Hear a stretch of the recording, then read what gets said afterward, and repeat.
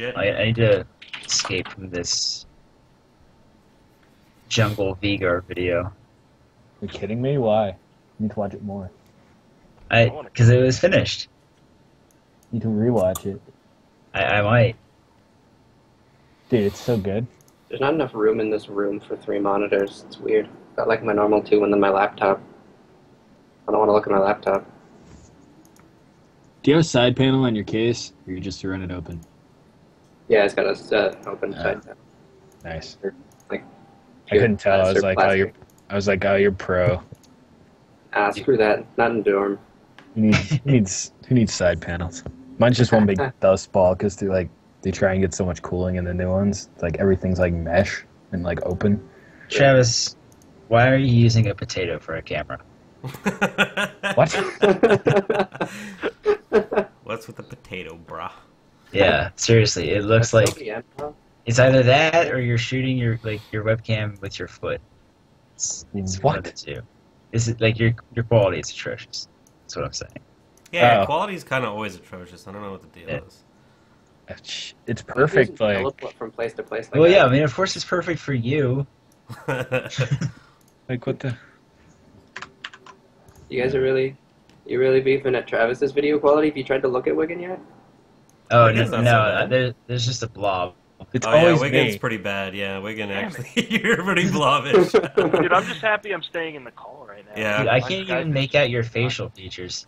I don't think he has facial features. We might He's a we have a Picasso, chip ready. Like, it's good. Good God, this is bad. He's got both ears on one side of his face Wait, and both wait. eyes on the other. What? How about now? Is it better? I changed like my priority and stuff. No, It's but less a little red. bit. Oh yeah, How do actually, you- that got a little bit Yeah. better, I think. How do you do that? Task manager processes Skype.exe. Right click. Set priority. Oh. Stop torrenting all the pornography. Yeah. Don't torrent porn. Damn it. You can't copyright. I knew porn, that though. would get you. You can't Yeah. copyright porn. We're about to find out. You read the link. I read the first 2 paragraphs. Oh man, JP and Tumba. That must be awesome. Sorta. It's yeah. I mean, Tumba's good. No, I'm trolling. Artosis is a great caster, though. Well, Toby, I think he's doing it. No, I like JP, but not like. He's a good guy and doesn't afraid of anything. Yeah, Simon exactly. likes most of JP. Alright, on that note, we should probably... This was PvP WoW Arena. Hey, we're live. We are Have totally we live. improved any? Is the No. Yeah, you're good. I'm looking at the stream. It's like me and then you. I don't know why everybody thinks my camera's so bad. I'm looking at it on the stream. It's not that bad. It's gotten a little Oh, bit better. Is the stream smooth, by the way, or...? Yeah, it looks fine to me. Alright, cool. Check what's bad again. Are you using HD 555s? Yeah. No, 595s. Yeah. So Oh good. man, that's a bigger number. Screw that. So good. It's so Screw that bigger newer. number. I think those are the open air ones. Yeah. Like, literally, like, I'm pretty sure my wife can hear you from, like, the 4 feet behind me that she is. Yeah.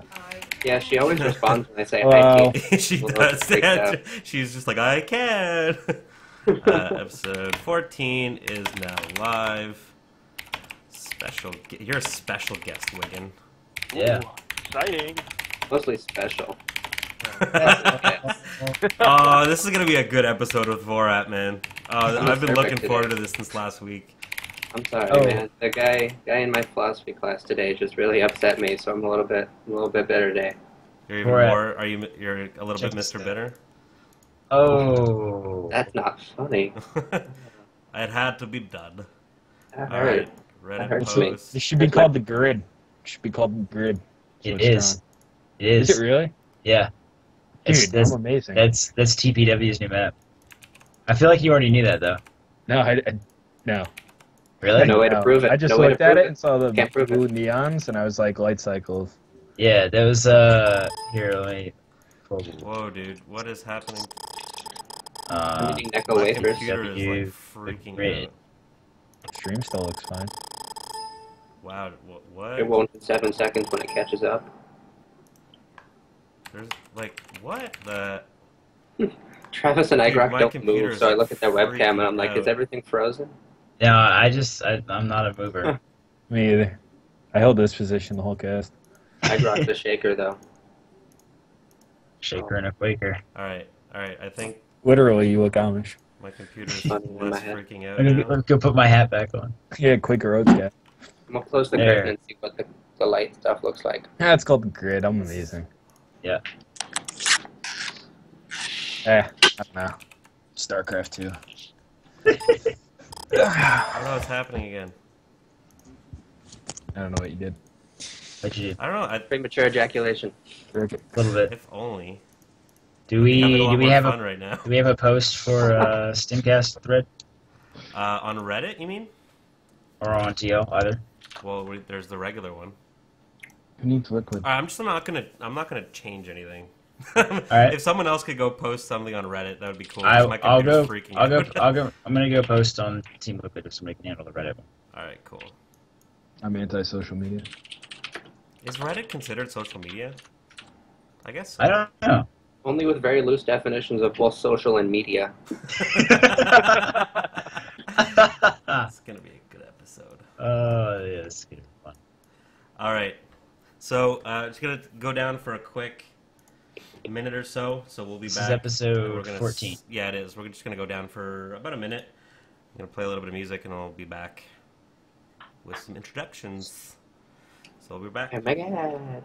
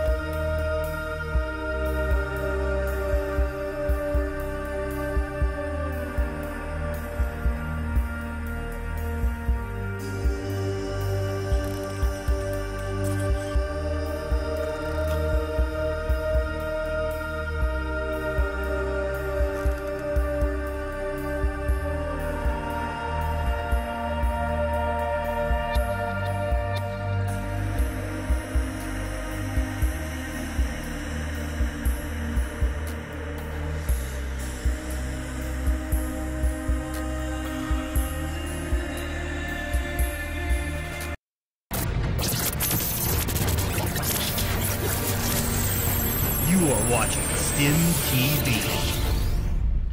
Hello, everyone, and welcome. You are indeed watching StimTV. Feels good to do that intro once again. This is Stimcast episode number 14. It is currently the 6th of February 2012. The year the world ends. Hopefully not. But here we go. We have an awesome crew today. The regular Jack Grock Dickerson. We have Mr. Travis Hezel. Wow. He's Hezel. We have Every episode. First time, we have two newcomers to the show. Vorapsak, not a newcomer to StimTV, however, been with us since like week number 2, back when we were ASC Weekly, the baller programmer that made ASC Weekly possible. And of course, Mr. Wiggin from MLG. Welcome to the show, good sir. Thanks for being on. You did that in exactly Tumba's voice when you said my name. Yeah, that was me and Tubba have exactly the same voice. That was impressive. Props man. to you, sir. Thanks, man.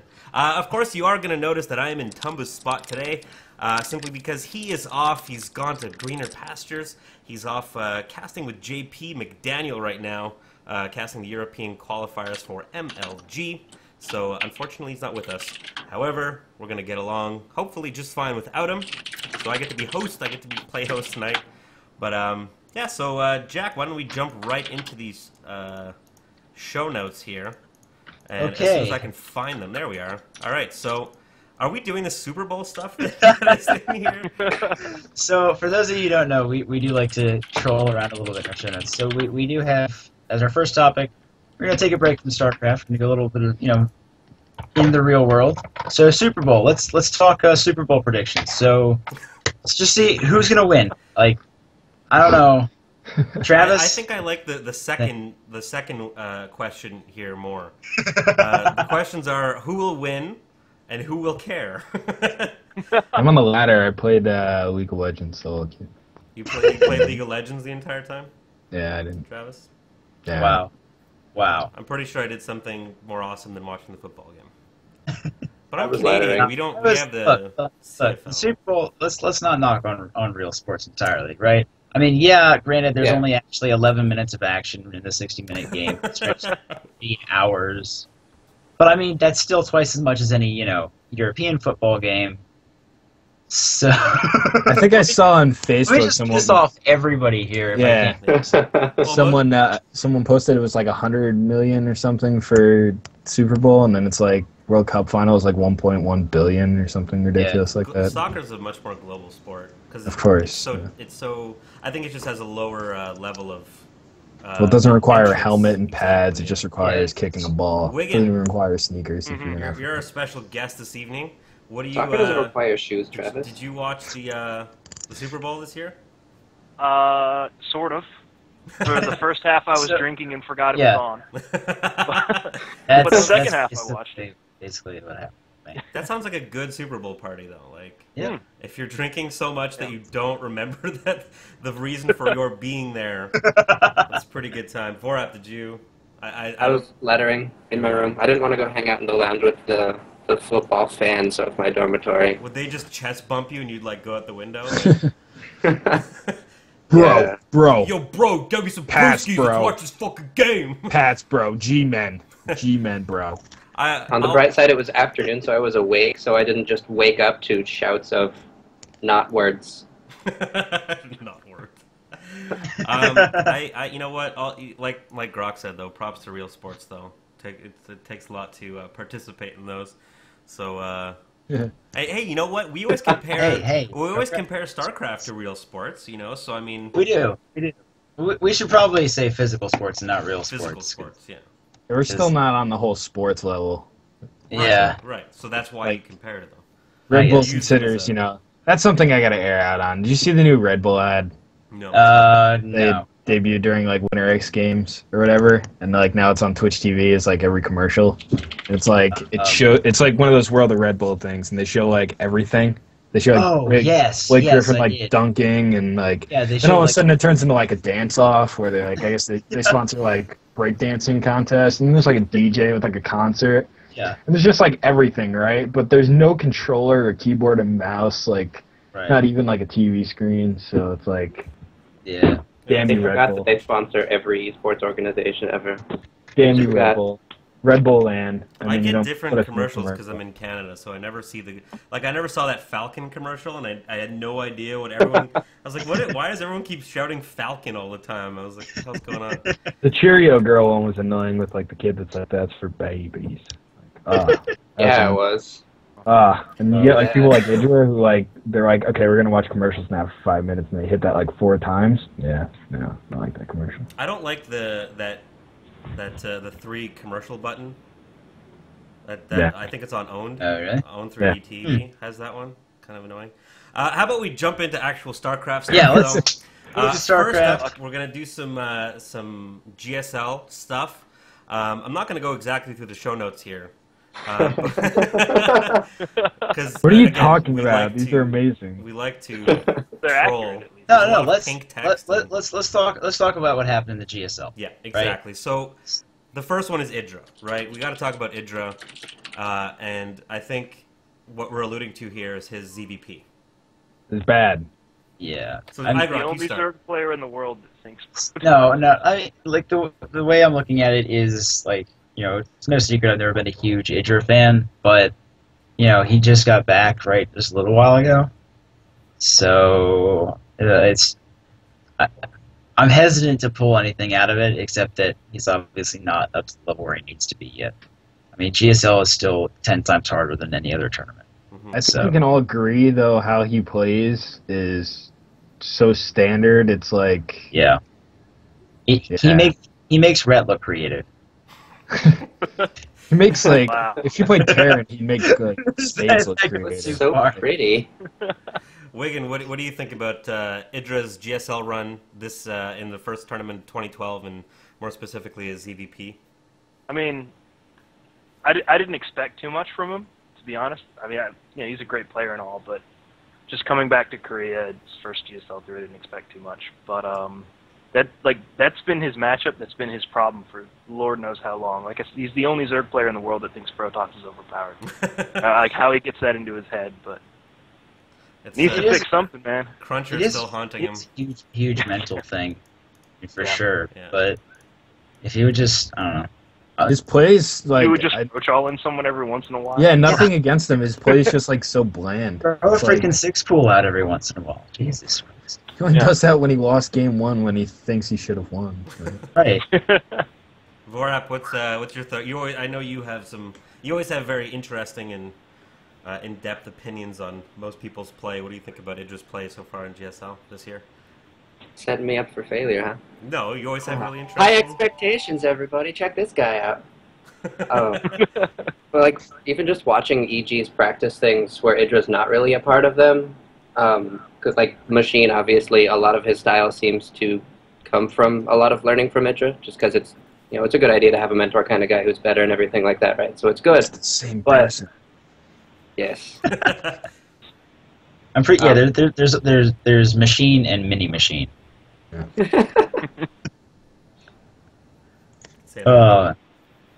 Okay. But so what were you saying for it? Yeah.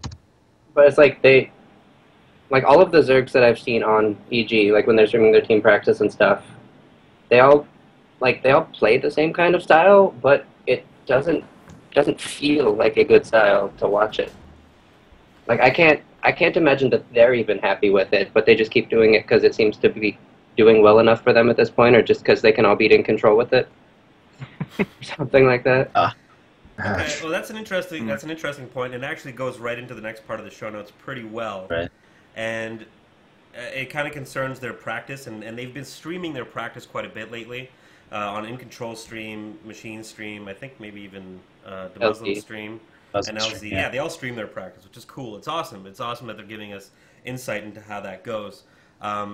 But a lot of people kind of think that their practice isn't all that effective. It doesn't seem like they're honing in on certain issues and trying to really improve their game. Their game it maybe feels a little bit more like they're just friends hanging out. So let's start the other way around this time. On the overlay, we're going to start with Wiggin. I think I know exactly why they have a problem. Who's the EG coach? Bam. Whoa, dude. Holy, what are you talking about? Like, no, what are you there for? Look at Slayers, for example, right? The team they're partnered with. Who's their coach? Stella and Boxer. Fucking Slayers Boxer. Like, who's the EG coach? Yeah. No one really maybe in control. Like I don't. Technically, it's Evoli, but yeah. Well, I mean, the most I've ever heard was one time I heard the Muslim ask Evoli on stream if he could take it like finish for the day. But I haven't ever seen any kind of other coach interaction. Like it's more of a manager thing than a coach thing. Yeah, it's one thing having a manager that'll keep you on task or whatever, but you need somebody that knows the game, that can get you right. If you're getting paid a salary to play the game though, and you don't show up to actually practice, what do I mean by actually practice, Travis? What do? They play custom games for like how long? 3 or 4 hours, and then they ladder to make like money. Like, shouldn't they be doing that anyway if you're paying them a certain amount throughout the year? But that's part of what a coach will do, though. It'll get you into useful practice. No, I completely agree with that. I'm just saying, like, nothing against Evoli, or Evoli, however you pronounce it. It's like, do you really need someone to say, hey guys, we need to practice right now? It's like, there should be that initiative on their own, and if there isn't that drive, then that's a player you really don't want to support.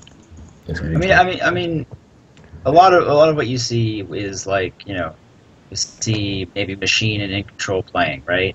And the Muslim's watching that. What the hell is he learning from that game? Unity, son. What does the Muslim learn from watching a PvZ? Well, between those three, the Muslim should probably be teaching. Well, I'm not gonna go that far, but yeah, I mean, he learns nothing from it. I feel like there's more effective practice they could do, but that would only happen if they had more people who are closer in skill level, probably. Well, are you really going to find that in North America? Like, can you actually find really good practice partners that you need to practice with to compete with the Koreans that are coming over for, foreigner events? I think what EG but I think that's like. Go ahead, Jack. No, you go ahead, man. No, I think what EG needs, if you look at their like lineup, is like, okay, they had Strife Crow and Axelab. They're no longer there, obviously, but Axelab does pretty much the same thing every game. It usually starts Stargate, right? And then unless it's PvP, and then if you look at like In Control, all right, it's usually like Forge Expand. There's like, it's the same. You can expect the same thing for every player, and the most creative one that I think you'd see there is like maybe the Muslim. Yeah. But that's about all, and I don't think he has that much influence over, say, like In Control or something like that, where he can be like, he can start laying down really weird stuff. Nor do I think, like, nothing against In Control, but just using him as like an example, and maybe his mechanics aren't good enough to do something else, right? Like something creative. I think they need like a weird, wacky player, kind of like Complexity has Cats, like something like that can like suggest really weird stuff that nobody's ever seen. Yeah. They all seem to play like really standard. And even their Korean team, right? Like JYP and Puma. JYP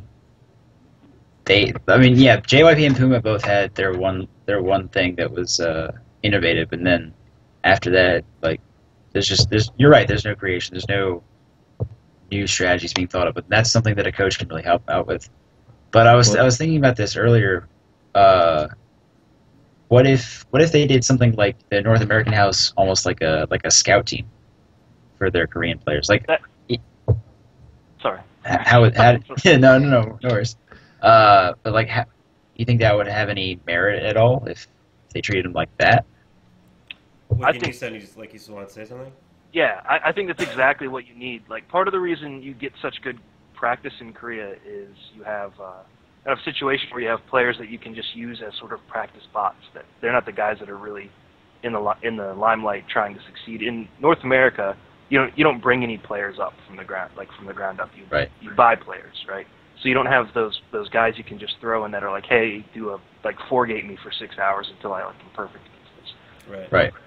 Like Flash had Puma, for example. Puma was nowhere near Flash's skill level. He's a good player. Beat him up all day. Yeah. Yeah, and it was great practice for him. MVP was basically the same way. He would, now he's the strongest player in Starcraft 2, but in Brood War he had nerves like crazy, and so he was just king of the practice house. We haven't heard from Vorap on this topic. What do you think, man? Like, in the same vein with that, it seems like a lot of the North America players don't have the drive that's required to be able to even start thinking about practicing that way, and really that's important to do. You're like, hey, I died at this strategy, but as long as I assume my opponents in major tournaments aren't going to pull out that one all-in, because, a tournament setting is the one place in the world that players not going to all-in. Right. Right. Okay. Yeah. So I mean, I think everyone's pretty much in agreement. They probably need to try. I like the idea of kind of treating it like a scout house almost, and then rotating people through Korea. Right. You know, Idra's over there right now. I think Huck's just a permanent resident. I wouldn't expect him to rotate Yeah. out of Korea. But I could see, you know, Idra coming back and then maybe in control or Well, even for like when Muslim they going bring over. them back, when they bring them back for North American tournaments like MLG or NASL or something like that, when they come back, and you know, a couple teams have started doing like the whatever it's called, like that house where they warm up before tournaments. They'll come back like a boot week camp. early. Yeah, like a boot camp. And if they, yeah, boot camp, that's the word I'm looking for. And if they could have, okay, well, your Korean players come back, and your scout team is ready, and they know who you're going to play, and they can bust out all these different crazy things to help you practice with, that would be great. Mm-hmm. I don't know that any of the players in the North America House PG right now would be okay with that, but I think that'd be cool. Like they did Yeah. that with Puma when he came for an MLG, right? He hung out for like 2 weeks, and they practice. Imagine that. I mean, you have a guy that's been, you know, going to town on the Korean server forever. You know, he knows kind of the current metagame over there. Comes over and trains all your guys. Like that. That seems like such a solid. And maybe that's their plan. I hope that's their plan, actually. yeah. I think we've been actually talking about that since like last year when the EG house started. We're like, they're going to start rotating Right. people out. It Yeah, hasn't we always happened yet. kind of bring up EG, but Yeah. it's good to have some sort of like official. Well, I think they're like on the forefront of this kind of stuff, right? Like, I don't know. They're the only ones with the money to be able to. So. Right. Well, there's that as well. So moving along, it's kind of odd how this all started with GSL, but we are still on the GSL part of the show. We're going to go ahead with some Code A predictions, and we'll start the other way around again. We'll start with iGrok. Code A predictions. Let me try and actually bring that up on the screen here, so that you guys can follow along with us. Don't use that link. It's supposed to. There's that really work. Oh, what? The link that's in there is messed up. Hang on, I'm Works for trying me. to add. There we go. Yay, it worked. All right, cool. So we have starting off with iGrok. Let's go down that list there. I think it starts off with Ryung versus Anyung. Yeah, I mean, basically, when I look at this, it's just like, look at the players on the left. They're going to beat the players on the right. Okay, because you've got, like, on the left, you've got Ryung, Bomber, Tasia, Squirtle, Losic, Yu-Gi-Oh!, JYP, and Virus. Lovesick. On the other hand, you've Wow, got really? some other guys. Really? You got Lovesick over What? Ace? Lovesick over Ace? I'll take it I got- now.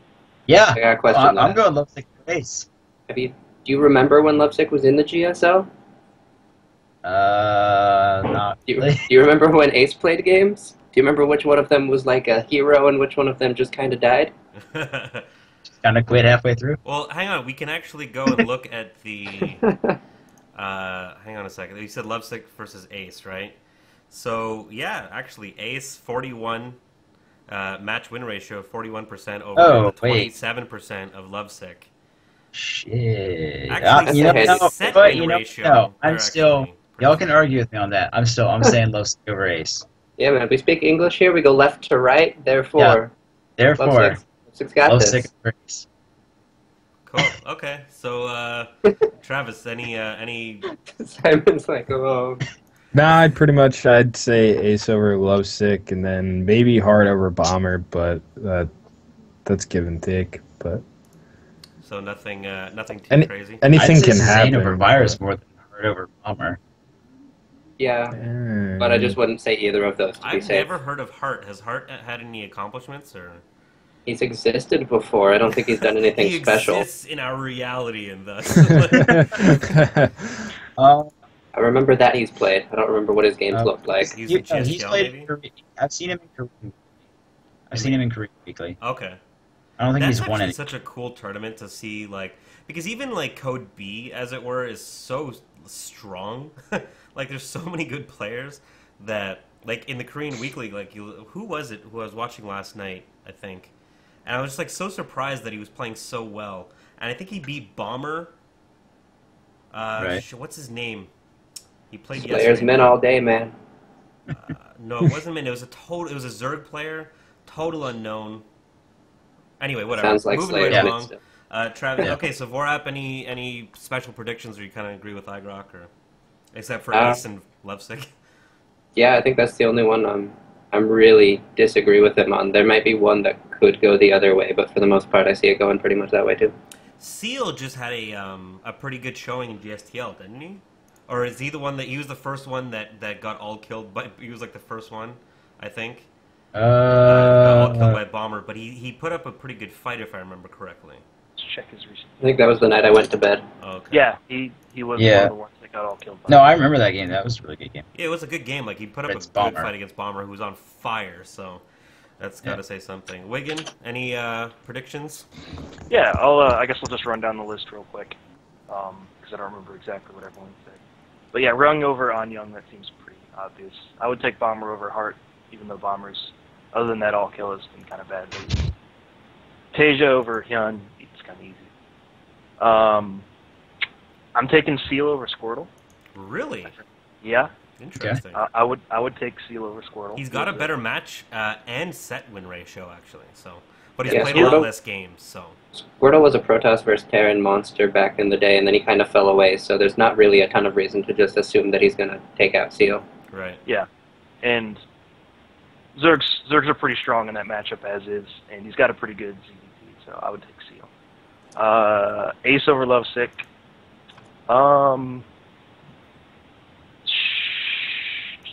Sculpt. Do I want to take Sculpt? Yeah, I'll take Sculpt over Yu-Gi-Oh! As like the big upset. Any reasoning behind that, or just kind of hoping for it? Every time I've seen Sculpt play recently, he's been pretty strong.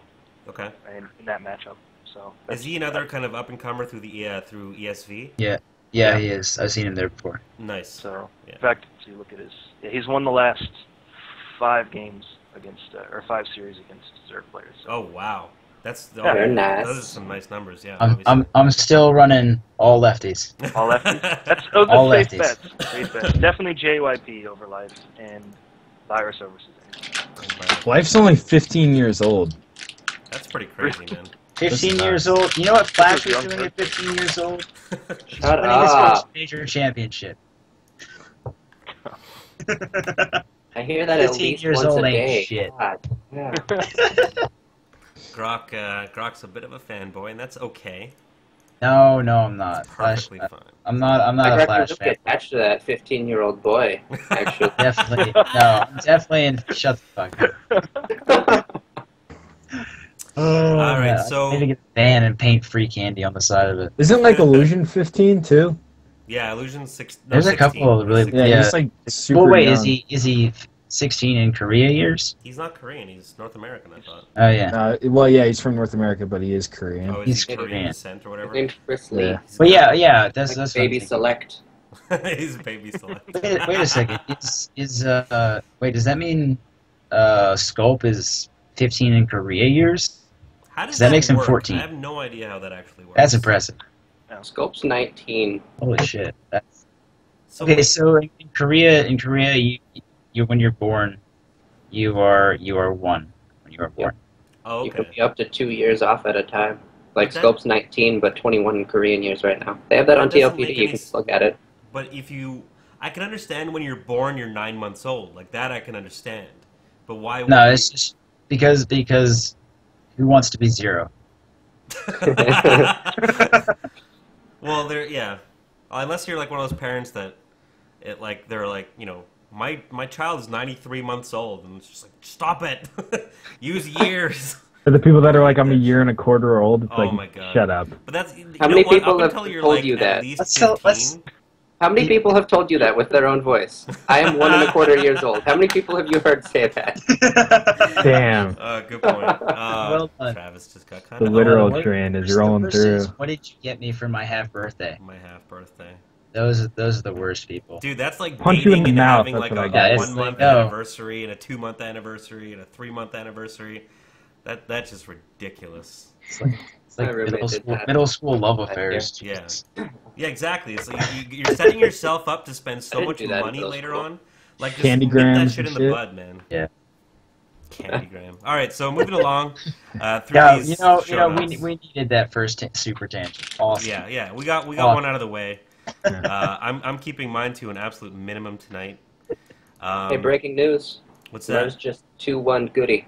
Oh yeah, actually, did you guys? I was watching MLG actually right before the show went live, and I watched the who was it versus show. That was like show like had 3 different names. Silco or some shit. Slivko. Either way, that was crazy, man. It's a Pokemon reference. Okay, Slivko or Silvco had. Oh, I see. Had there you go. He had like Broodlords in. He had Broodlords and Lings and Banelings in Show's main. Show literally built like 1,000,000 Raxes at another main, and then like held them off there as well. That one got destroyed, and then he made another main, behind the rocks on Shakuras, and eventually, and with drops was denying mining. Dude, that game was insane, and Show took it home, and actually he's going to New York because of it. I was so impressed. If you can go watch the VOD, I like Show. Oh man. Yeah, I was just gonna say I like Show. Well, now that he started scouting, he's pretty decent. Yeah. That was always a thing for him, right? You just never. Yeah, I loved like his reasoning behind. He's like, I don't scout because there's not that much stuff going on that I need to know. It's like, yeah, nah, fuck it. And there was that video that came out. I think it was during an MLG. I mean, it made sense when he. In the beginning when everybody's doing the same 2 builds.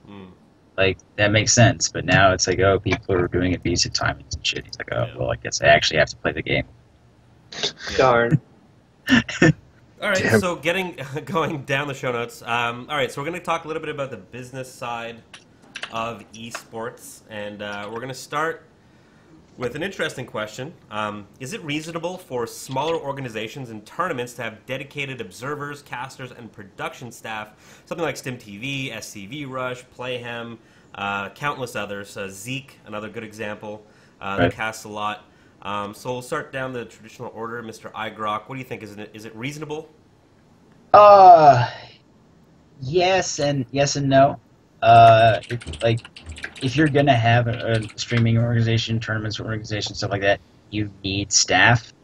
There's no way around it. Now, I mean, you could outsource it and say, okay, well, we're gonna provide the managing of the tournament itself, and we can pull some casters from another group, or maybe you say, well, we're gonna use Zeke to run our tournament, but then cast it ourselves. But yeah, you definitely need some sort of dedicated staff at some point in there, or it's not really your tournament. And if anything goes wrong, you need to have people who are in the loop, who are there, who can answer any question and fix things and get things sorted. Just from personal experience, when I was running Map of the Month, first month, I tried to do it all myself, and I just was like, I'm never doing that again. And now I've got over the months, I built up probably 30 people that just any time could just call on them. Like, okay, we're doing the tournament tonight. I need this many people, adminning, obsing, whatever. And you definitely need a staff. But I guess I'll save that for later. But you need a staff, if you're going to be like a professional organization, for sure. Travis, you've worked with some smaller organizations when you were working with TT Esports. Obviously, we cast a lot of those tournaments and stuff, but you have a lot of experience in esports. So, what's your take on this? Sure. You're always going to have to find those people that are passionate, that that'll do it for free. In a way, it's like you can't. For example, like you guys at Stim, you can't pay everyone to for the time that they put in. It's just you don't have the money for it, right? It's just kind of a volunteer thing that you have to find out. Right. It's hard to find that person that's like really reliable, that is going to actually spend the time. So, like a lot of the times you'll just be like, okay, I found this great new guy that can do graphics, right? He does like 2 banners for a website, and then you don't see him again or hear from him again. But it's not like you could expect anything more from him. So you're basically just caught in a catch-22 where you kind of have to take it for what it's worth, and then if it grows and like there's some sort of income, then that's where you give back. But 9 times out of 10, you don't see that, so you just kind of have to roll with it and hope they like putting their time into something that you might not see money back from. Right. Borat, is it reasonable for smaller organizations and tournaments to have dedicated staff?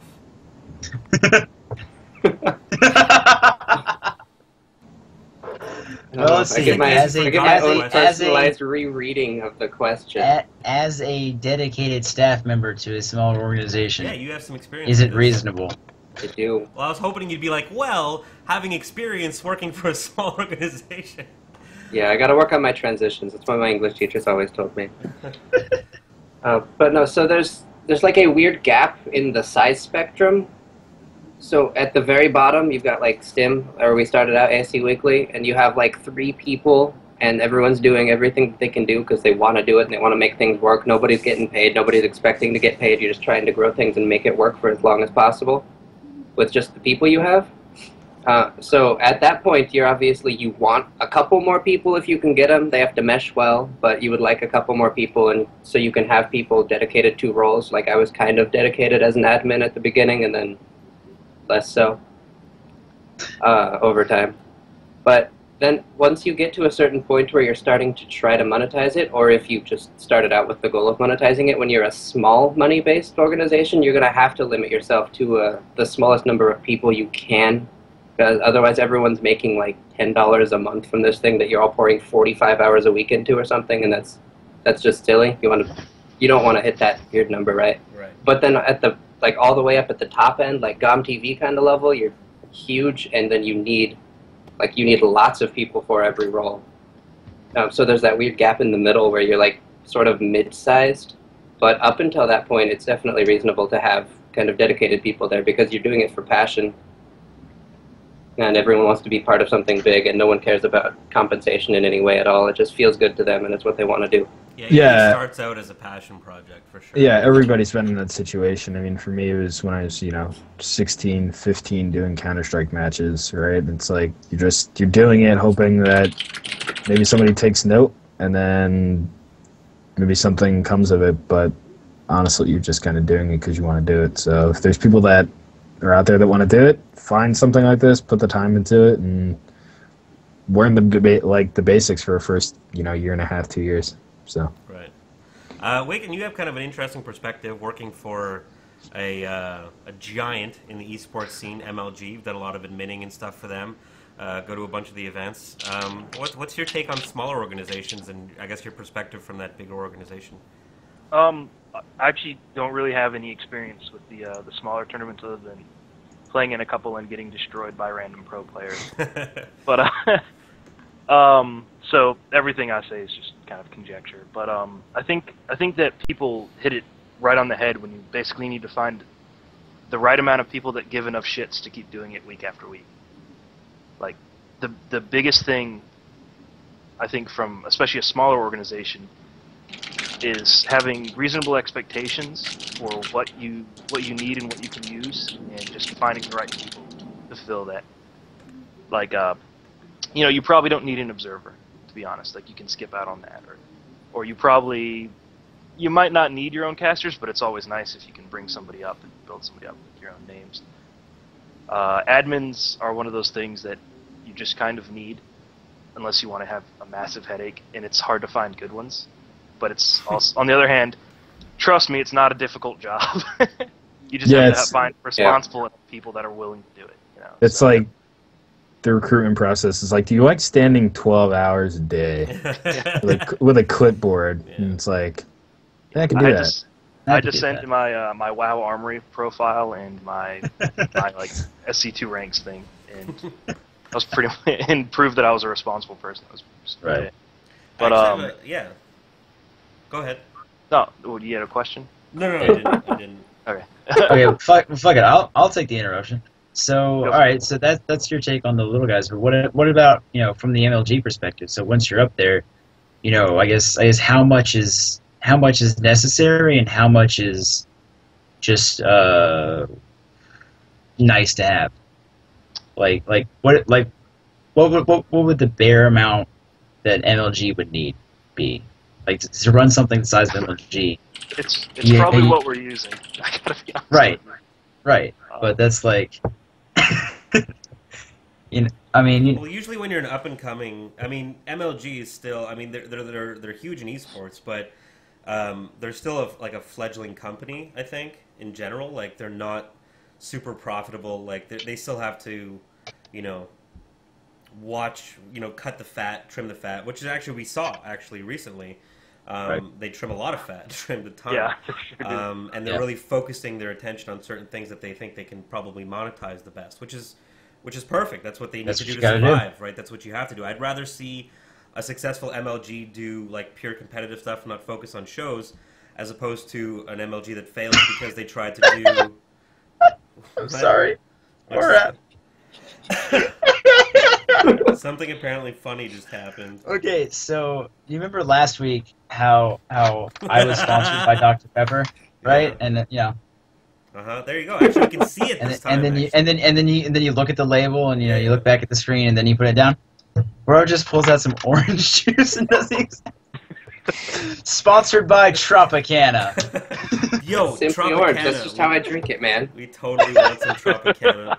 I would take a Tropicana sponsorship. Is that Tropicana? No, Simply Orange. At the beginning of the cast, okay, I had half a bottle of this thing, so I'm drinking it slowly and methodically because I want it to last, and I don't have anything else that's liquid in my room right now. It's kind of funny because you can't see the Starbucks logo on this mug, but yeah, Starbucks, hit me up. Okay, no, I got one more. Sponsored by the KGB. Awesome. They're getting like Russian pro gamers into. Dude, yeah, no. We got White Raw, we got Show, we got everybody's coming on. Yeah, we're Cast. We're just gonna have. We're gonna switch to not really English, but sort of the Eastern European English on the show. It's gonna be the new standard language. Yeah. It's gonna be pretty good. I gotta say on this though, like admins, I think are probably one of the most important parts of any tournament, man. Like, again, we ran the ASC Weekly and then into StimTV, 4 tournaments a week, and then we transitioned. We doubled it. We went into 8 tournaments a week for both North America and EU, and it was like a rotating door. It was really a rotating door of admins because it actually, like, a lot of people get burned out sitting in a chat room for like 4 to 6 hours a night, like. Kind of just hearing people bitch, and then people are telling them to go hang themselves because they're pissed off, and like the shit that our admins put up with, man. I gotta hand it to them, like for putting it up with it. And at first we were doing, you would report the wins to our admins, and they would update the bracket, and so they were going like we had a round of 256 people, so 256 people. That was a long night. Oh man, those were tough nights for our admins, man. So huge props to them. But the cool thing is, I mean, we started there actually. I mean, at first it was 2 people, then 3 people. Vorap came on very very early on, and it slowly grew and grew and grew. People came, people left, and it was all about passion. It was always about passion. No one had any interest in making money, like ever, and that's absolutely what's required. And we got lucky. Like people came in and joined. It almost became more of like. Almost like a guild, I guess, like in an MMO. Like I would see it like or like a team, and you're right. Have their jobs or whatever. It was cool, and we've certainly come a long way. And but definitely, like I think you need a staff. There's no way around it. I mean, someone needs to. You can't do everything in a tournament. It just doesn't make sense. You can't cast, do the graphics. I mean, you could do stuff like cast and obs at the same time, but. You absolutely need a staff. There's so much to do. People don't realize how much goes into a tournament. Between like A to Z. It's pretty intense. But so I think what we're driving at here is like, if you are an up and coming organization, you need a staff, but you got to make sure that you get the right people who are doing it for the right reasons. That's more important than having a staff. Because if you got a bad staff, you're going to fail 100% of the time. Yeah. And the other thing, the big thing. And actually, I saw Reddit posts of someone saying, what do you guys think about a tournament for bronze to platinum? I think it was, whatever. And I think someone said, just start it for fuck's sakes. Just start it, right? Because you have to start it in order to get people to work with you and then start playing it or whatever. Like, just fucking do it, Just do it and ask, shoot first, ask questions later. But yeah, we've harped on that long enough. Let's talk about, we're going to continue with the business side of esports. We're going to talk a little bit about money in StarCraft 2, which kind of relates to what we just talked about. The first topic here, very interesting one, which is going to come up in a short 12 months or so. GOM.TV's contract will end with Blizzard in 2013, and I guess kind of a follow-up to that is, does this leave a little bit of room for Kespa to move in? Let's start with, let's go the other way around here from our special guest, Mr. Wiggin. Yeah, I guess it really does. I mean, everyone knows that eventually all those Kespa-controlled, super awesome Brood War pros like Flash are going to come over eventually. So we'll have to see what happens at that point. I think it would be a mistake by Blizzard to marginalize GOM, because everyone who watches StarCraft 2 at this point loves GOM. It's just the best games you can see most of the time. But yeah,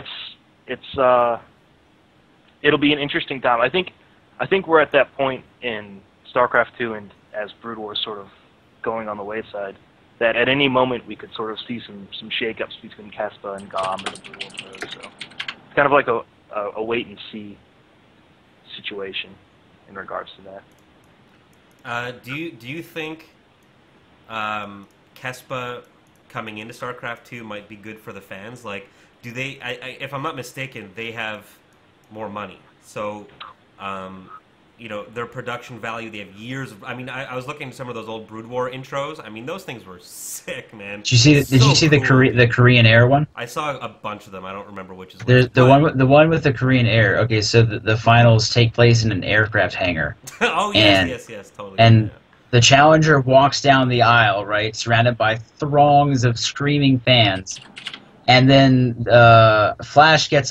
Actually, they pull up an airplane. Flash gets out of the airplane, walks down to the booth amidst fireworks. It's like, holy shit. That's the video I show my friends if they are. Yeah. It's like, you don't think StarCraft is a sport? Yeah. Check this out. Yeah. So, Wiggin, do you think it might be good for us, the viewers, if they come in? Not the Kespa that exists right now, no. It's very Korean-centric. There's almost, like, there's no will at all to include a foreigner scene or foreigner players in the Kespa that exists right now. And it's very, their laws are very draconian, I guess would be how I describe them. Like, it's just not a thing that the StarCraft 2 scene needs. But if you had a different Kespa, basically, that is interested in promoting the foreigner scene, including foreigner players, maybe the way GOM has, then I guess it could be good. I think most people wouldn't want that kind of ruling body, though, at this point. Right. Borat, what's your take on this? Well, every time, Simply Orange, it's better. All right. This is actually flavored properly. I almost said it's actually orange juice, but that's yeah. You're an orange juice connoisseur over here. God. Well, it seems like every time something like what happened with like Naniwa at the GSL with his probes, every single time something like that happens, you get thousands of voices all crying out as one, like, we need a governing body organization that can penalize players for that kind of thing so the rules are well known and everything's standardized and we know what's going on. And then 3 days later, no one cares anymore about that. So, right. So it seems like, I don't know. Do you think, like, Reddit and the internet in general has kind of given people a little bit of, like, ADD when it comes to things that they get angry about? I think Reddit is the symptom. I don't think they're the cause. No, yeah, it's always been like that though. Back in the day, it was like, let's see, a big thing I could think of. CyberX games would be one of those things. It's like you guys weren't around for. I don't know if you know about it. Maybe Wiggin does, but it was like this huge. It was this huge tournament that they were going to have in Las Vegas, and like there was StarCraft involved, I'm pretty sure, but it was for Counter-Strike, and it's like they went. Everybody gets there, and then it's like. There's no tournament, like there was no prize money paid, like the tournament went on but it was broken, rules were changed, like mid-tournament it was just a mess, right? And it's like you have those things happen and then everybody goes on to, at the time it was GotFrag or like the Cal forums with the Cyber Athlete Amateur League, which was the online version of CPL. It's like everybody goes on those. That was like your avenue. Now we have Reddit, which is completely different because you have random people that can, see front page, Naniwa Pro Brush, right? And that hits like number 28 on Reddit, and now all of a sudden, like, the whole internet can see it and click on it and be like, what the hell is this? So it's kind of gotten a lot bigger, so it's more of like a focus, but like Jack said, it's more of a symptom rather than the whole issue of what goes on. But people are always going to speak their minds if they think something's, complete crap. Like if, I don't know, like Yankees intentionally throw a game or something, or like it's the bottom of the ninth and they need, like, they're 2 games out of first, and they throw in like some straight up jobber to like close the game, thinking it's going to happen, and they blow it. Like people are going to go on like ESPN and comment on it, or like blog sites and comment on it. Like it's the same shit. It's just it's what we have. So yeah. There's always going to be though. Yeah, there's no real solution to that.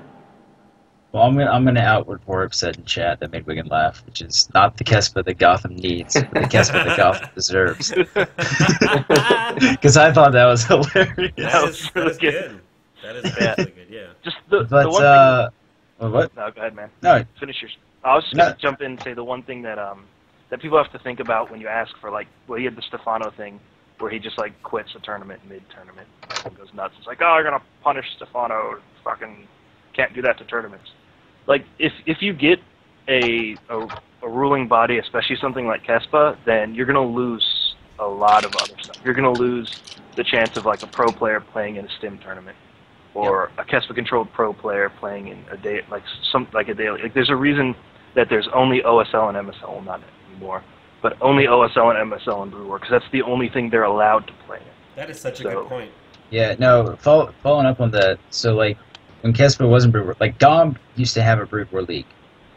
The first season they had, like, 2 pro teams, because the rest of them, Kespa said, we're going to punish you if you go play in this league. Then the second season they had 1 team, 1 pro team, and then after that, nothing.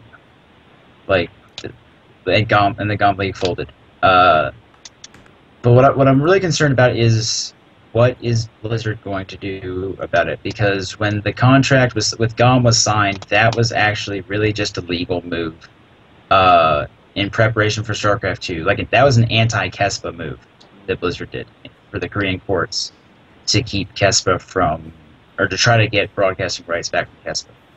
So, and for anybody who doesn't remember, yeah, right before Starcraft 2 came out, Blizzard got in a huge lawsuit with Kespa. So, I don't know, like, Blizzard obviously doesn't like Kespa, and I can't say I blame him. I don't know anybody who does. When people are calling for a Kespa-like organization, like, they don't really want Kespa, they want something like, you know... They want a ruling body of some sort. Right, they want a ruling body. They don't want Kespa, because Kespa is draconian. Yeah. I think anything, though, that gets formed by anyone turns into that, though, no matter what. I think there's agree. way too much ego involved with everything that we do. Well, Intra had a solution for that. It was Look just at, he voted we give control of everything over to Artosis. Right.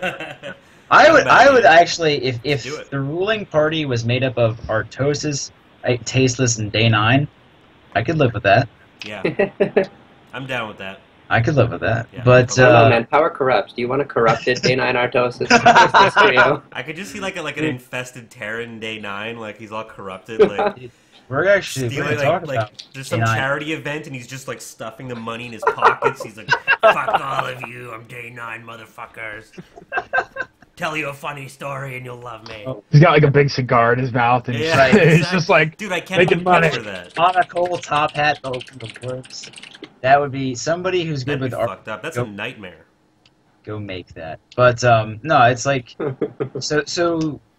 I'm really curious to see what Blizzard's going to do about this, because if they sign a new, remember the contract's only for broadcasting in Korea. Right. If they sign a new contract with GOM, that is one thing that would work, and that would keep Kespa out. But then, what happens to the pro teams, right? Like the Brood War pros.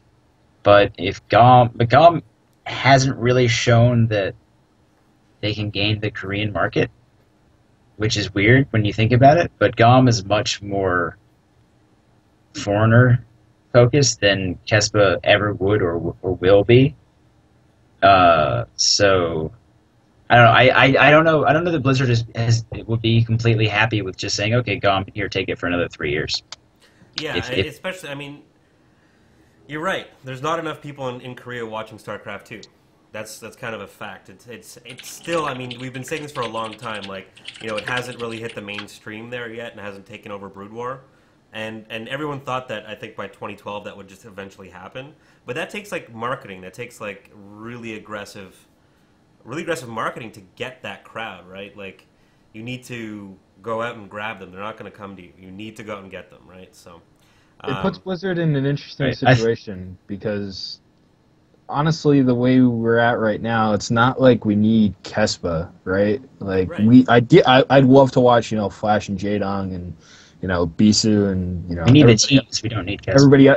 everybody else come over and play StarCraft 2 and see how they play against like MC and like have Huck versus like Flash and stuff like that and be able to see that. That'd be amazing.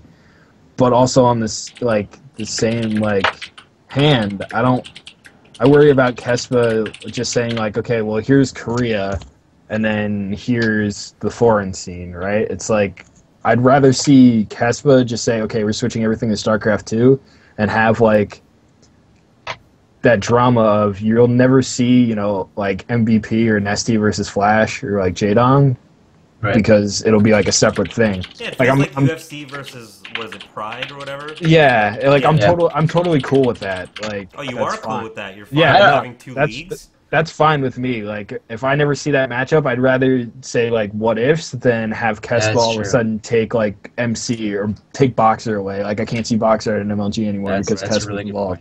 Yeah. Like, I'd rather there be the Korean scene separated. Like, I don't care if they're that much better that they should be playing. If anything, I like what we have now, so let's keep that. And then if Kespa wants to blow up and do everything and do their live streaming, I'll watch that too. Like, that's totally cool.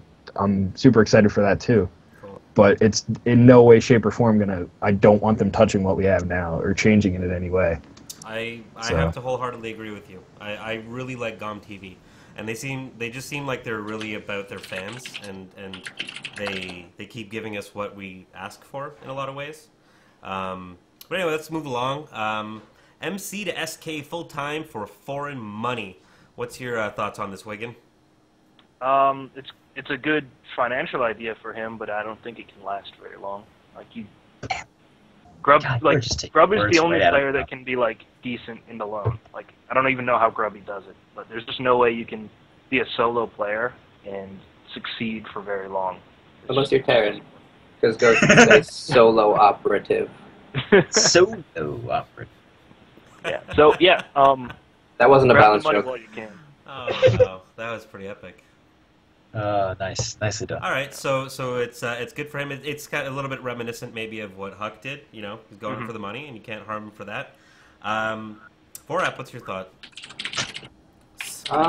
Well, I don't know how much it's going to change for him, like himself. Honestly, like he can still play in every tournament and everything, right? But like the main thing he could potentially lose is practice partners, depending on how strict the team owners and everything are with who their players practice with. Like, Axlav switched teams, but he still routinely sits in at the EG group when they practice on their stream and everything. Mm-hmm. He's not practicing with OGS anymore. Oh yeah, that's pretty huge, man. To not practice with that team. I mean, you've got some just powerhouses on that team. So who is he practicing with now, being with SK?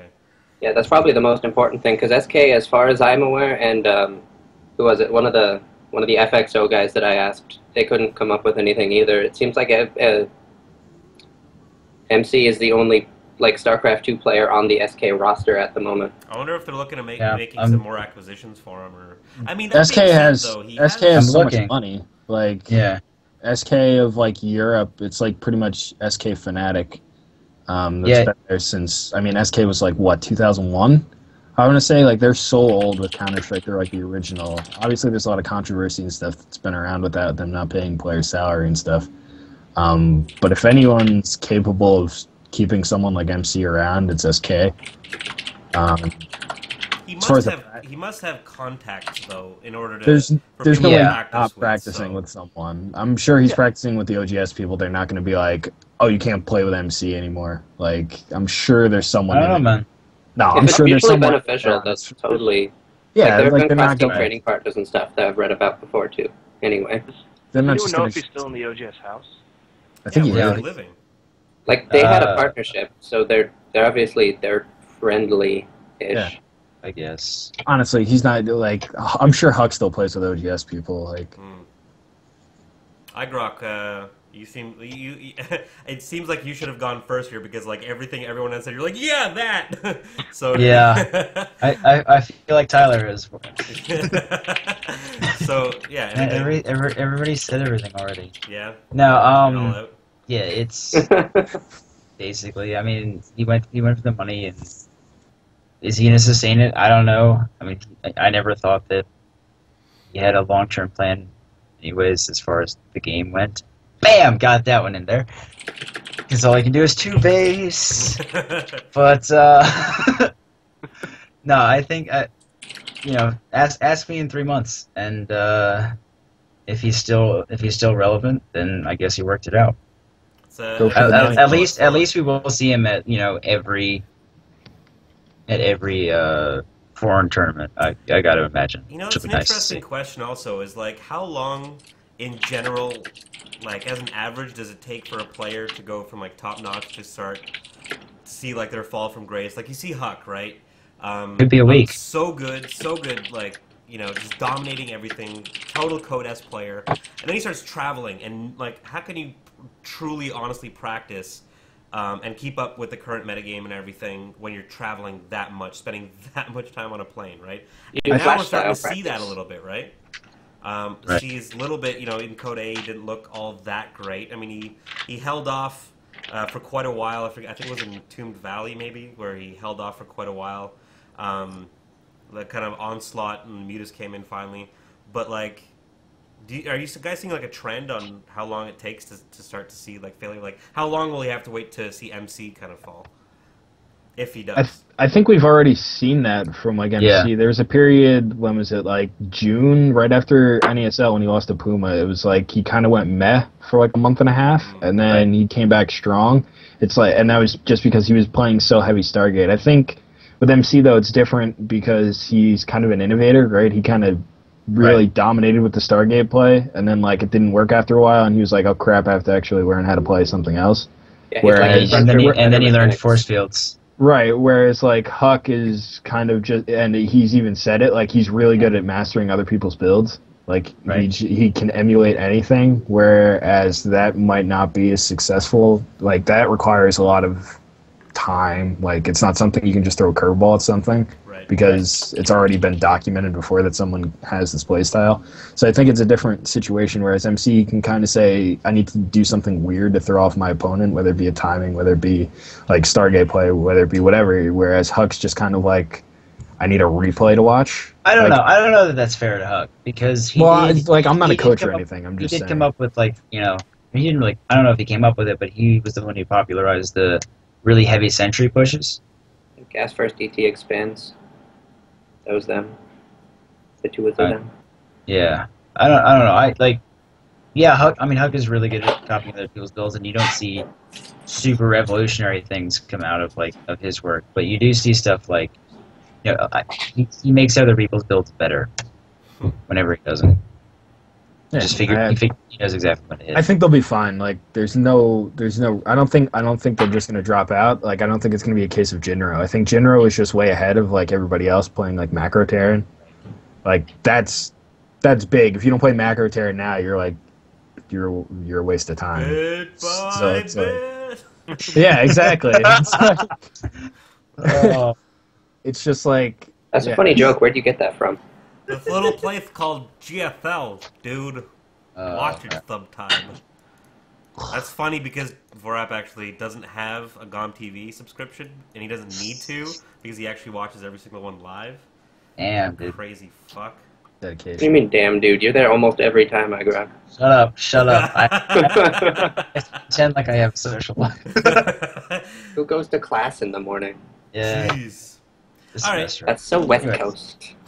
all the subject of money, man.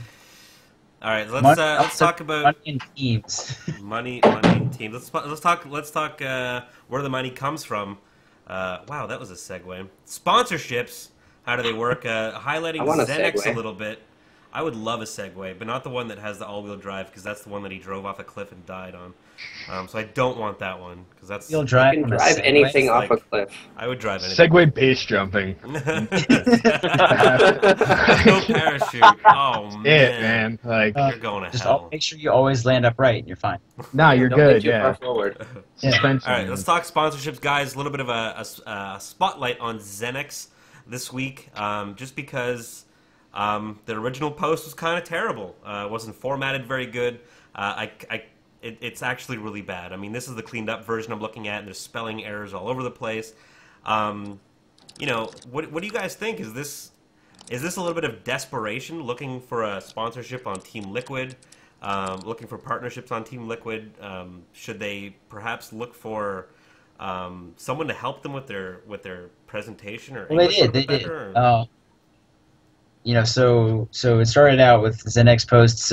Zenex wants the thing, right? That's what they posted on Team Liquid. That's their title, and then it was just really, really awful and unprofessional. And people were like, "Is this really, Team Zenex? And what the fuck is going on?" And then it turns out it was. And people were like, "Holy shit, this is kind of just sad." Because Zenex is one of those teams, that they've always had really good players who then get stolen, and they don't have any sponsors because all their good players get stolen. And it's just a kind of a vicious cycle like that. So I don't know. So when they posted all that, people first didn't think it was Zenex. Then they're like, "Oh shit!" So then somebody cleans it up a little bit. And it's like, "Hello, we are pro gaming team Zenex. We want to promote. No, we want to obtain synergy." That's what it was, and just stuff like that. And it sounded really bad. But I know my buddy Diamond from ESV helped them out, rewrote their OP, added some graphics. It actually looks nice now. But there was a pretty big debate on Team Liquid about it, about whether or not that should stay open. Because Team Liquid has advertising rules. So there's a whole host of topics to cover here. So I guess first thing we should talk about is if you're looking for partnership and sponsorship on Team Liquid, is that it? Should you even be a pro team? Travis, I'm going to kick it to you first. I think it's a sign of desperation. I think it's reflective of how Korean teams operate. They don't really have a clue. Or the Korean teams that are there now. Whereas, you have, I don't even know the Brood War teams, but they all have major sponsorships. Like ones I know is Samsung and like Korean Air and stuff like that. Like they are the business side of everything. Like, whereas North America, we're just worried about making money, right? So you have the evil geniuses and the Quantics. Well, no, it's true. Otherwise, if they weren't interested in making money, there'd be one dude with a ton of money and there wouldn't be any sponsors and we wouldn't be worrying about where the money's coming from. We just kind of ride it out. Like, I'm sure Wiggin's seen that in MLG with Halo and Gears of War and all that stuff. There's those teams every season. They could send everyone to every event, the second coming of, the New York Yankees to video games, and then all of a sudden, the billionaire that we have behind us, making gamer snack food or whatever, is no longer there. So, I think Mob Gaming comes to mind with that. I don't want to throw anyone under the bus, but I'm sure Wiggin can agree with me on that. So it's just kind of reflective of maybe not just Zenex, but kind of all these teams as a whole, right? You look at IM, I'm not sure who sponsors them. And I'm not sure they know what that entails. And the only thing that seems to be pretty much reliant would be OGS with Team Liquid, because OGS has Mom's Touch and I think a few other things. TSL has some as well, and I think that's because their owner runs PC Bangs, stuff like that, or something like that. So he kind of has some sense about it. I don't know. It didn't surprise me, because they're just kind of we need help. We have good players. We play Starcraft. How do we get money? Whereas, I don't know. I got a bunch of other stuff I can say for the other questions. All right. Wiggin, what about you? I'll leave it at that for now. Sorry, me? What's your take on this? I think all the Korean teams are kind of desperate for sponsorship and for money. I mean, they had, part of the reason you can have the North American teams just poaching, I guess poaching is not the right word, buying players all the time, is because the Korean teams just can't afford to pay them as well as the North American teams.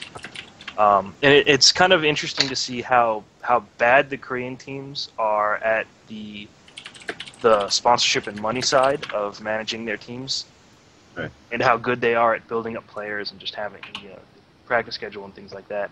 And then it's almost the exact opposite for the North American teams. They're amazing at running the actual team. Look what EG can do. They're always the example people bring up. But then, EG doesn't, I guess we mentioned earlier, EG doesn't bring new talent in. They don't build players up. So that's why I think when you see the best teams, or I guess the most successful overall teams in Korea, you see them partnering with North American teams, and that's Yeah. Until they learn themselves how to actually try to find sponsors on places other than Team Liquid and stuff like that. Like that's just the way they're going to have to do it. They're going to have to bring in that Western know-how on how to run a team monetarily and how to market a team. Yeah, it goes into the whole thing of saying, oh well, if we win X, X, and X, the sponsors are going to come to. No sponsor is going to come to a team. Right. It like if it does, it's a weird situation. Like it's unexpected. Like, you have to create yourself as a marketing vehicle in the industry and go and find someone that's willing to put money behind what you're doing and say, oh, this is good advertising for what I'm looking to try and reach. That's a full-time job. You need someone that sits there all day contacting companies. Right, yeah, putting together spreadsheets of how many viewers you have and what kind of branding you can give them. And I wonder if it has something to do with maybe how Starcraft is and esports in general. I mean, we've seen booms in the foreigner scene, but like, for example, I've gone to certain people in my industry and other industries and been like, this is what you can kind of expect from these streams, like 15, 20, 25,000 people watching. Like, even we had like 12,000 or 11,000 people watching one of our show matches. Like, you can't get those numbers very easily. That's hard to achieve in mainstream. Yeah. Like that's like cable TV gets those numbers, like literally cable TV.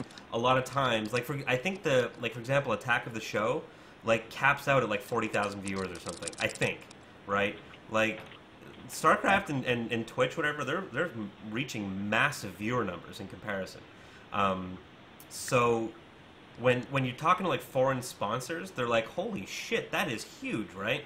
But in Korea, they're like, yeah, like we've known that for 10 years. There's nothing impressive about that. And maybe Koreans are a little bit less impressed by StarCraft 2, the level of play, right? So they're not as like into the storylines yet and whatever. So sponsors are like, whatever, like we'll just keep sponsoring Brood War and we're not all that interested in you. Do you guys think that might have something to do with it? Or? Yeah, I think definitely the fact that all the Korean sponsors are still with the Brood War teams is a big part.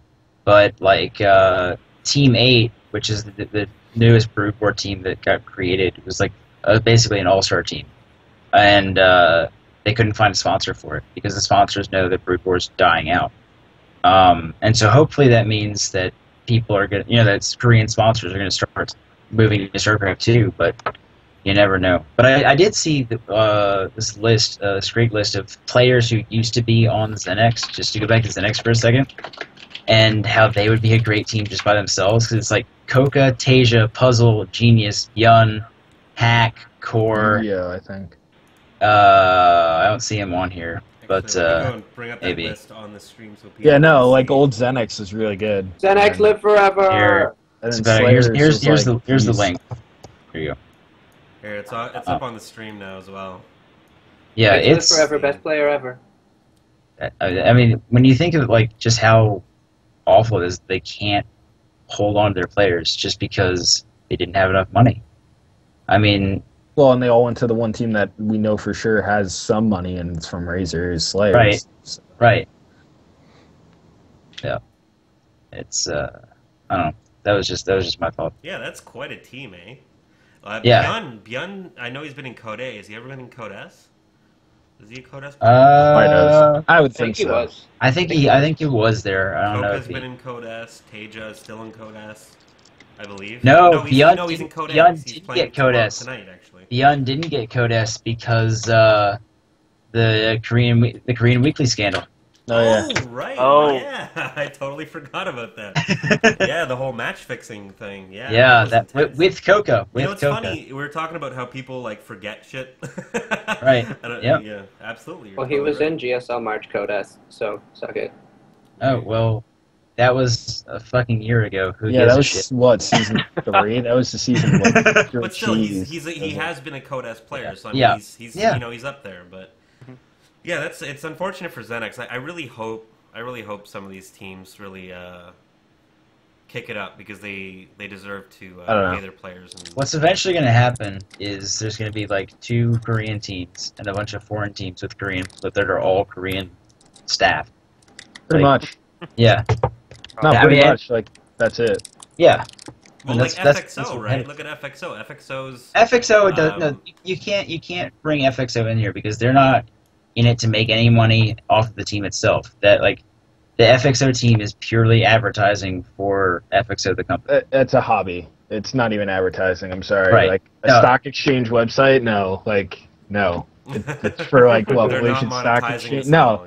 No. It doesn't matter. It's who's it? FXO boss or whatever. Yeah, FXO boss. Like it's cool. Who lives in the FXO house that they built in Malaysia or wherever it was. It's like, okay, you have StarCraft players, but in no way, shape, or form is the 50,000... Okay, say there's 50,000 people on a stream watching. Right. No way one of them is going to FXO because they saw Team FXO play StarCraft to do their stock exchange. Yeah. Matter of fact, I'd be willing to say 48,000 of those 50,000 people watching are kids like me that don't have any money that they can dump into the stock market anyway, so it's a wash. Right. He's preparing for when SC2 becomes huge, and then everybody in Korea is watching. I guess. Or for when kids like you grow up and have money, right? Put in the stock exchange and move to Malaysia. Yeah. He's making a long bet. Once FXO has an IPO, that big. Look, don't get me wrong. I'm not ripping on FXO, but yeah, Travis is right. All right. No, it's how things work. I mean, people don't understand like market reach or like value of where your market actually is, right? So if I'm, say for example, we're talking about Xenix, not going to get, look for a sponsorship from who's the most like Chevrolet, right? Like you're just not going to do it. It doesn't make any sense. There's no Chevys in Korea. Like you're not going to be able to work out a sponsorship with a North American focused company. So you basically have to contact anything that's in Korea because getting into Korea is a problem as is.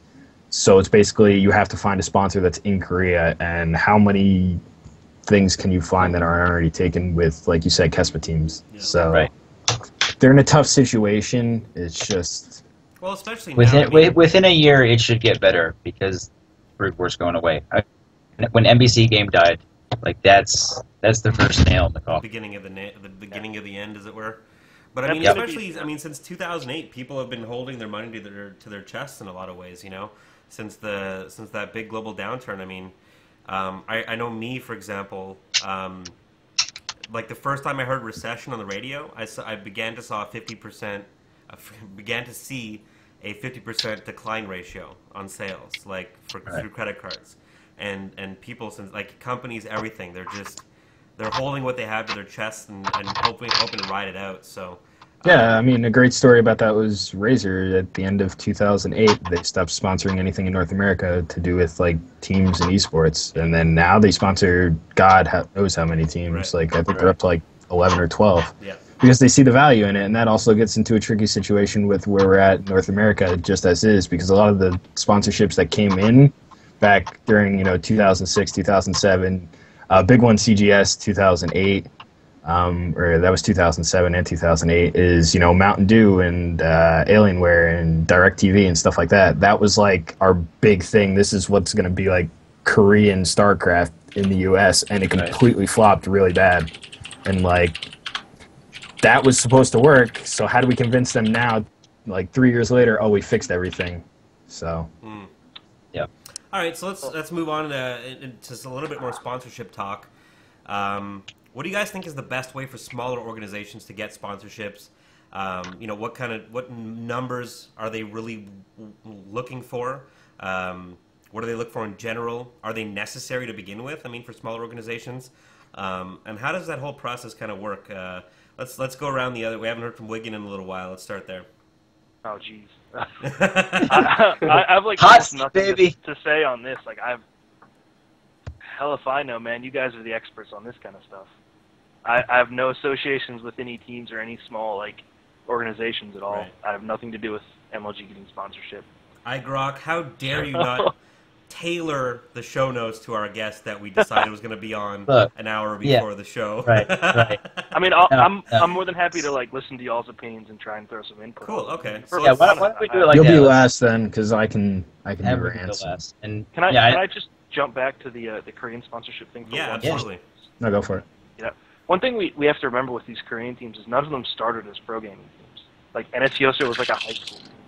Like, really? OGS was just some old players that felt like making a team. Like most of the North American teams that we hold up as successful, like EG, Quantic, Complexity, these are all pro teams from other games that have been established for a long time that have this basically on lock at this point, that have come into StarCraft. So it's reasonable to me to imagine that the Korean teams just have no idea how to go about getting the sponsorship and how to run their team as a business, because they didn't start it that way. So anyway, that's all I wanted to say.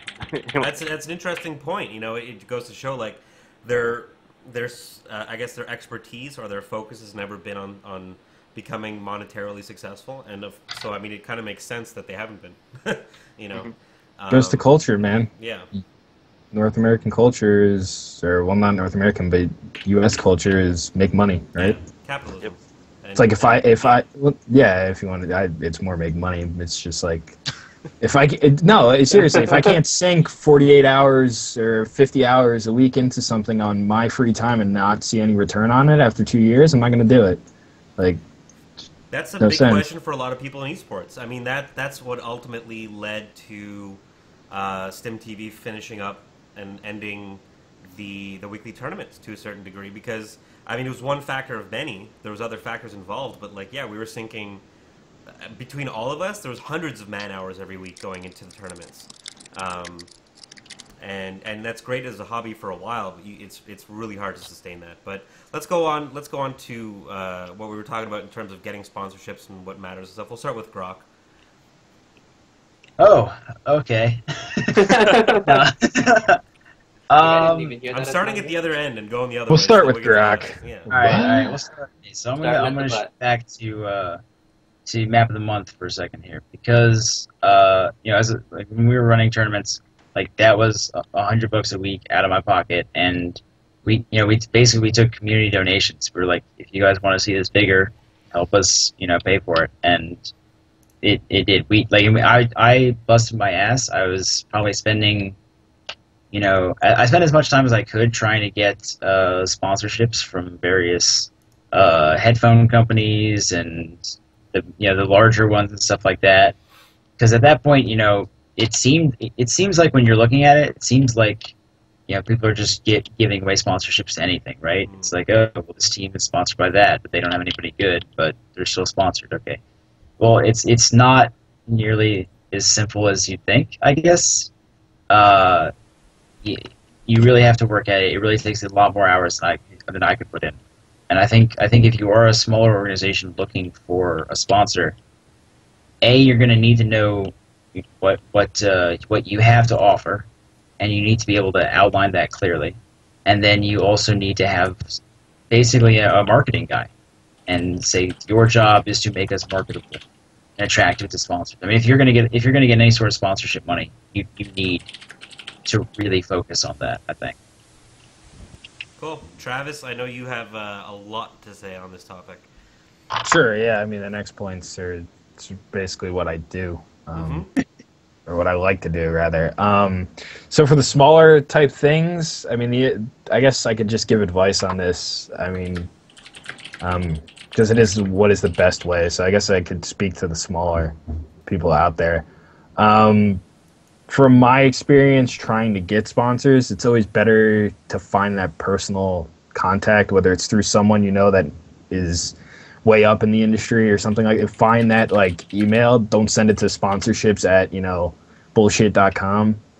Send it to a person's name at that company, so it's actually getting to an individual. That's a big start, but a lot of times those just kind of get swept underneath the rug. So many people just got pissed off at you. Anyone that's ever sponsored esports ever is just gonna get 20 emails.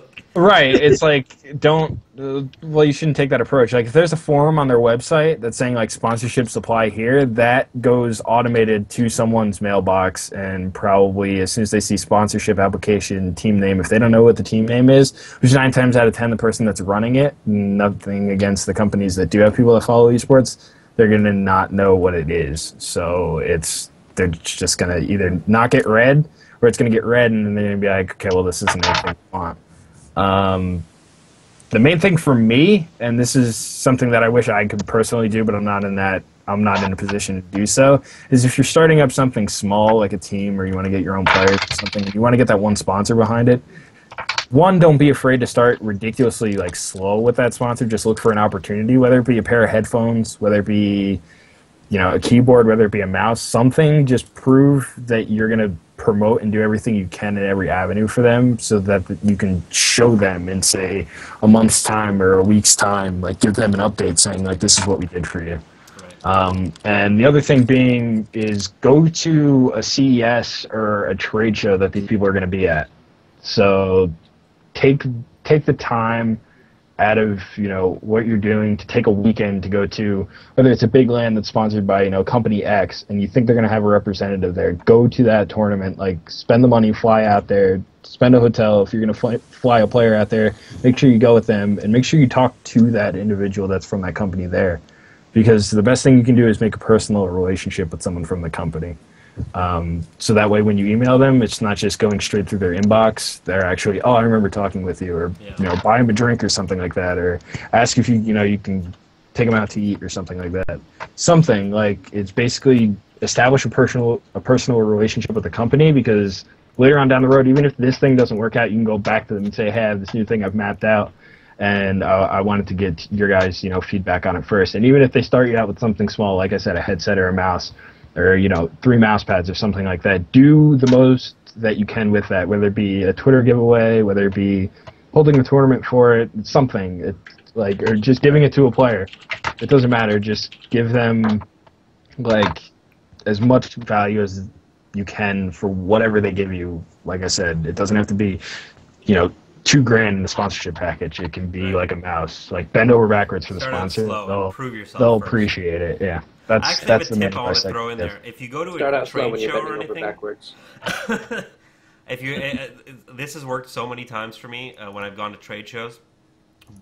Spend like $10 on business cards.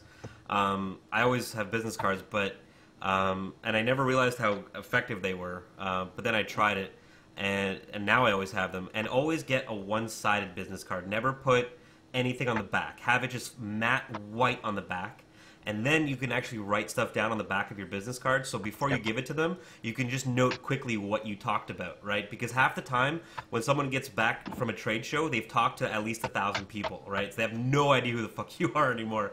So if you just write a quick note about what you talked about on the back of your business card before you give it to them, they're going to know what you talked about and immediately be a lot more personable with you. So yeah, if you do end up going to trade shows, absolutely do that. It has worked for me a million times, so... all right, cool. Travis, thank you. Simon, you just missed... You got that opportunity right there. You're supposed to plug one of those free online business card printers or something. Free online business card printer X. All these gamers need your services. You should probably sponsor StimTV. Thank you, Tumpa. All right. There's a Tumpa voice coming in. He's done casting over at MLG with Oh, God. JP. Who the... Okay, sorry. Ow.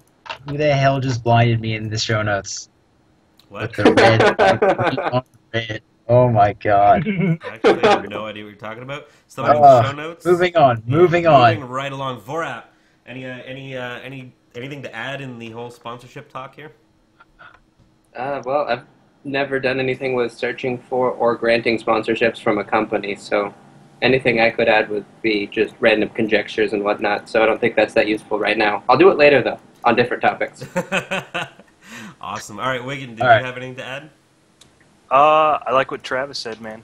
Be reasonable and bend over backwards for your sponsors. Don't expect someone to pay for everything you do, like right off the bat. Go with something small and work up from there. So cool. That's basically all I can add. Yeah, I think that's pretty just common sense. I know common sense isn't very common, but yeah, absolutely. I've sponsored different things, and I buy a lot of advertising online, and it's very results based. You have to be. You're spending money. I mean, money is fucking. I don't know if you realize this, guys. Money is expensive. This is exactly. I was just about to say that. You pulled the words right out of my mouth. Like, I don't know if you guys realize this, but yeah, money does not grow on trees, man. It's hard to come by, and people, especially like I said, since free. Yeah, money it's is tough to get. So you have to earn it, and you really have to show that you can give something back for it. But all right, so let's move along. Tangent time. No, Tangent just, like, I was looking through my backpack for another thing of Necco wafers because I finished my roll and I want more. I have another I didn't- tangent. I didn't find one, but I got 8 rolls of Smarties. I'm pretty sure Those I got are from like hepatitis- 7th grade, man. Pretty sure I got hepatitis wait, C hepatitis. today. Yeah.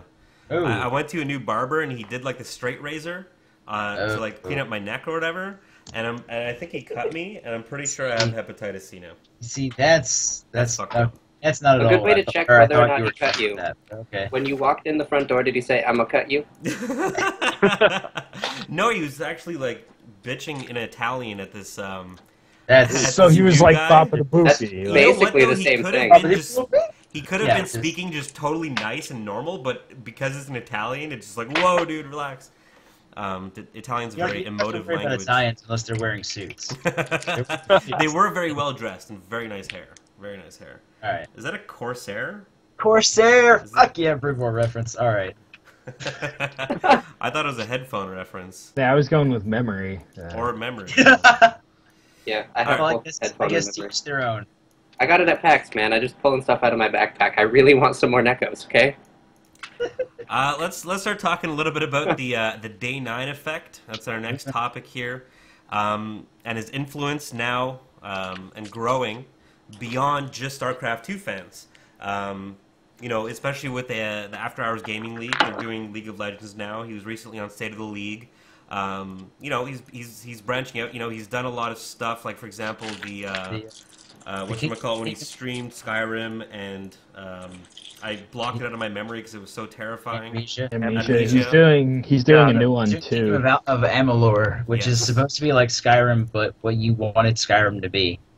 Skyrim's what I wanted it to be, brah. Don't start this. No way, dude. Skyrim was just baby town frolics. It was not good. From the West So Coast, I live Agrok, in Babytown. Talk to me. Yeah. I mean, he mentioned Puzzle Juice on Twitter and instantly got on the front page of the App Store. I mean, he obviously has a huge influence, right? I mean, you see him going around, right? He's meeting with like not just Fortune 500 companies, but like top 100 companies in the world, top 10 even if you think Google and stuff like that. Microsoft, top three control in the world. Is that where you're going with that, Borat?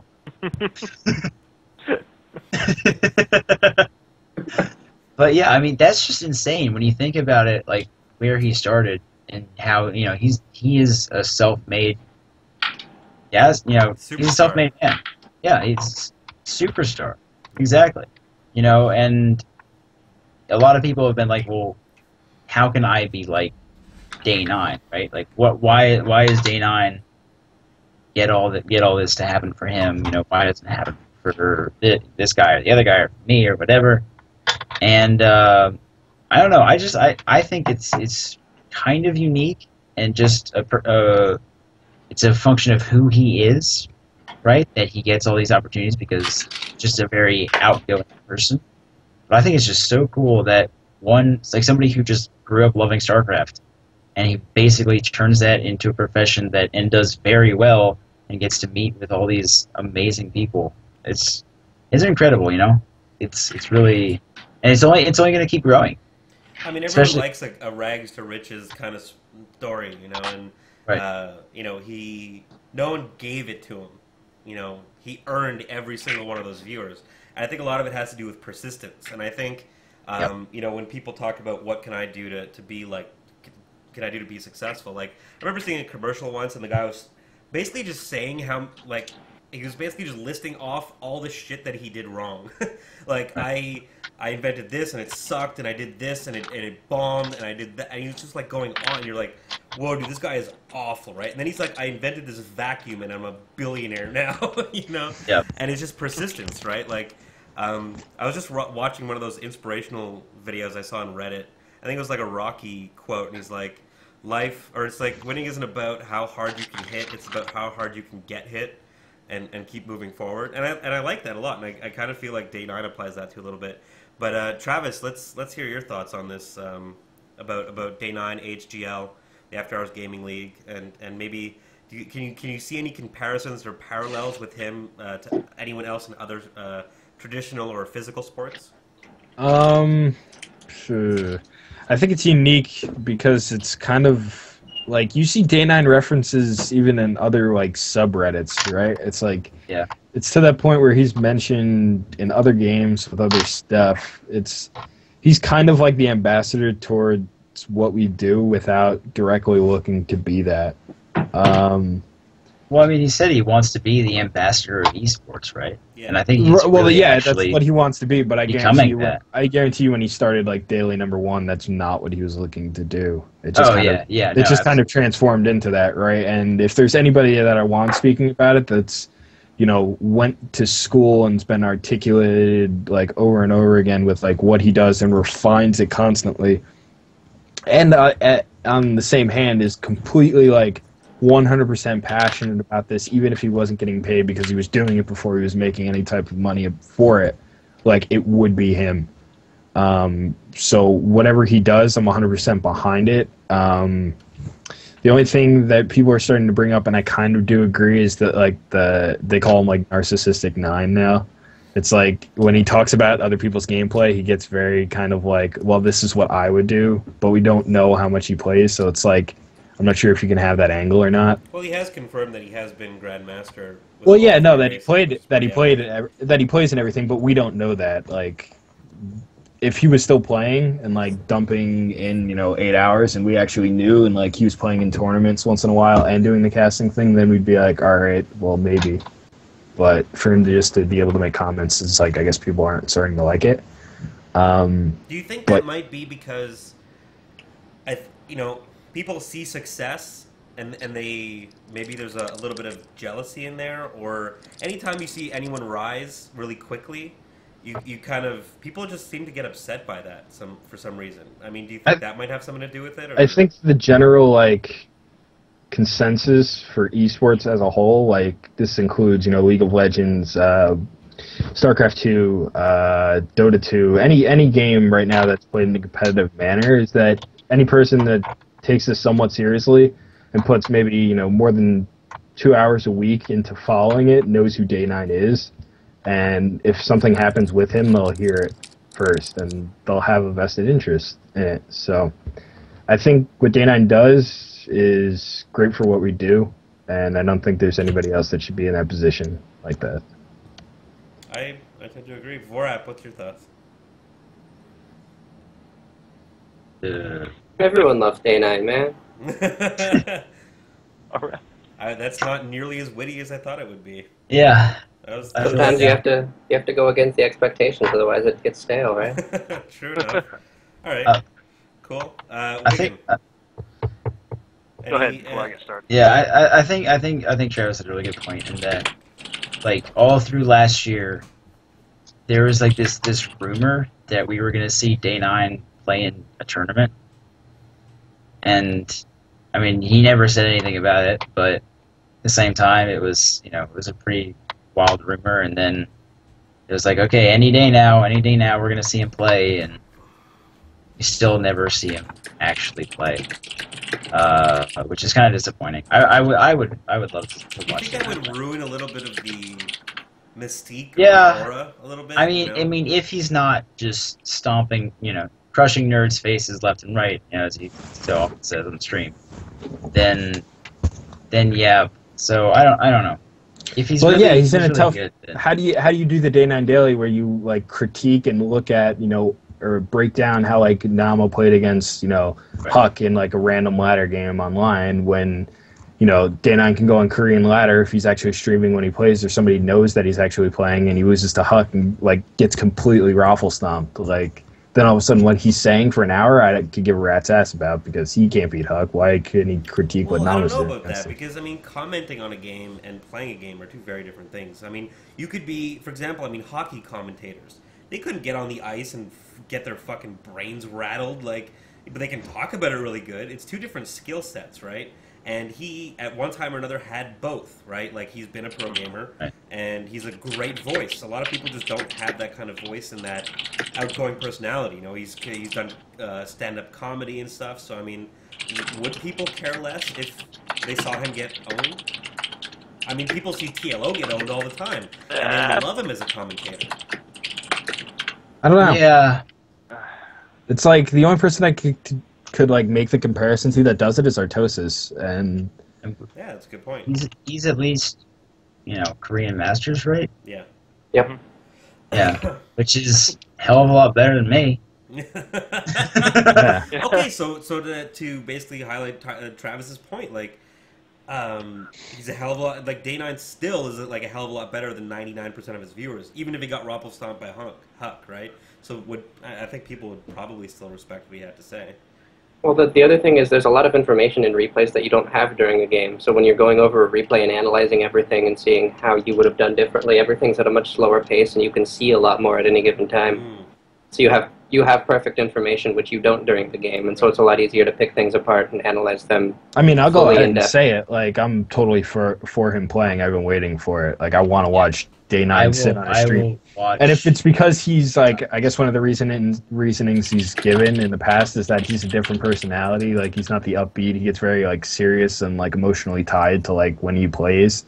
Whereas when he's doing a daily, he's doing the fusion core dance and like, all that good stuff. And he's like, wait, are you saying he's not emotionally invested in the fusion core dance? But he has very nervous, stuff like that. And like every pro that's ever talked about it has been like, when Day9 was playing Brood War, he would go basically catatonic during tournaments because he was so stressed out about it.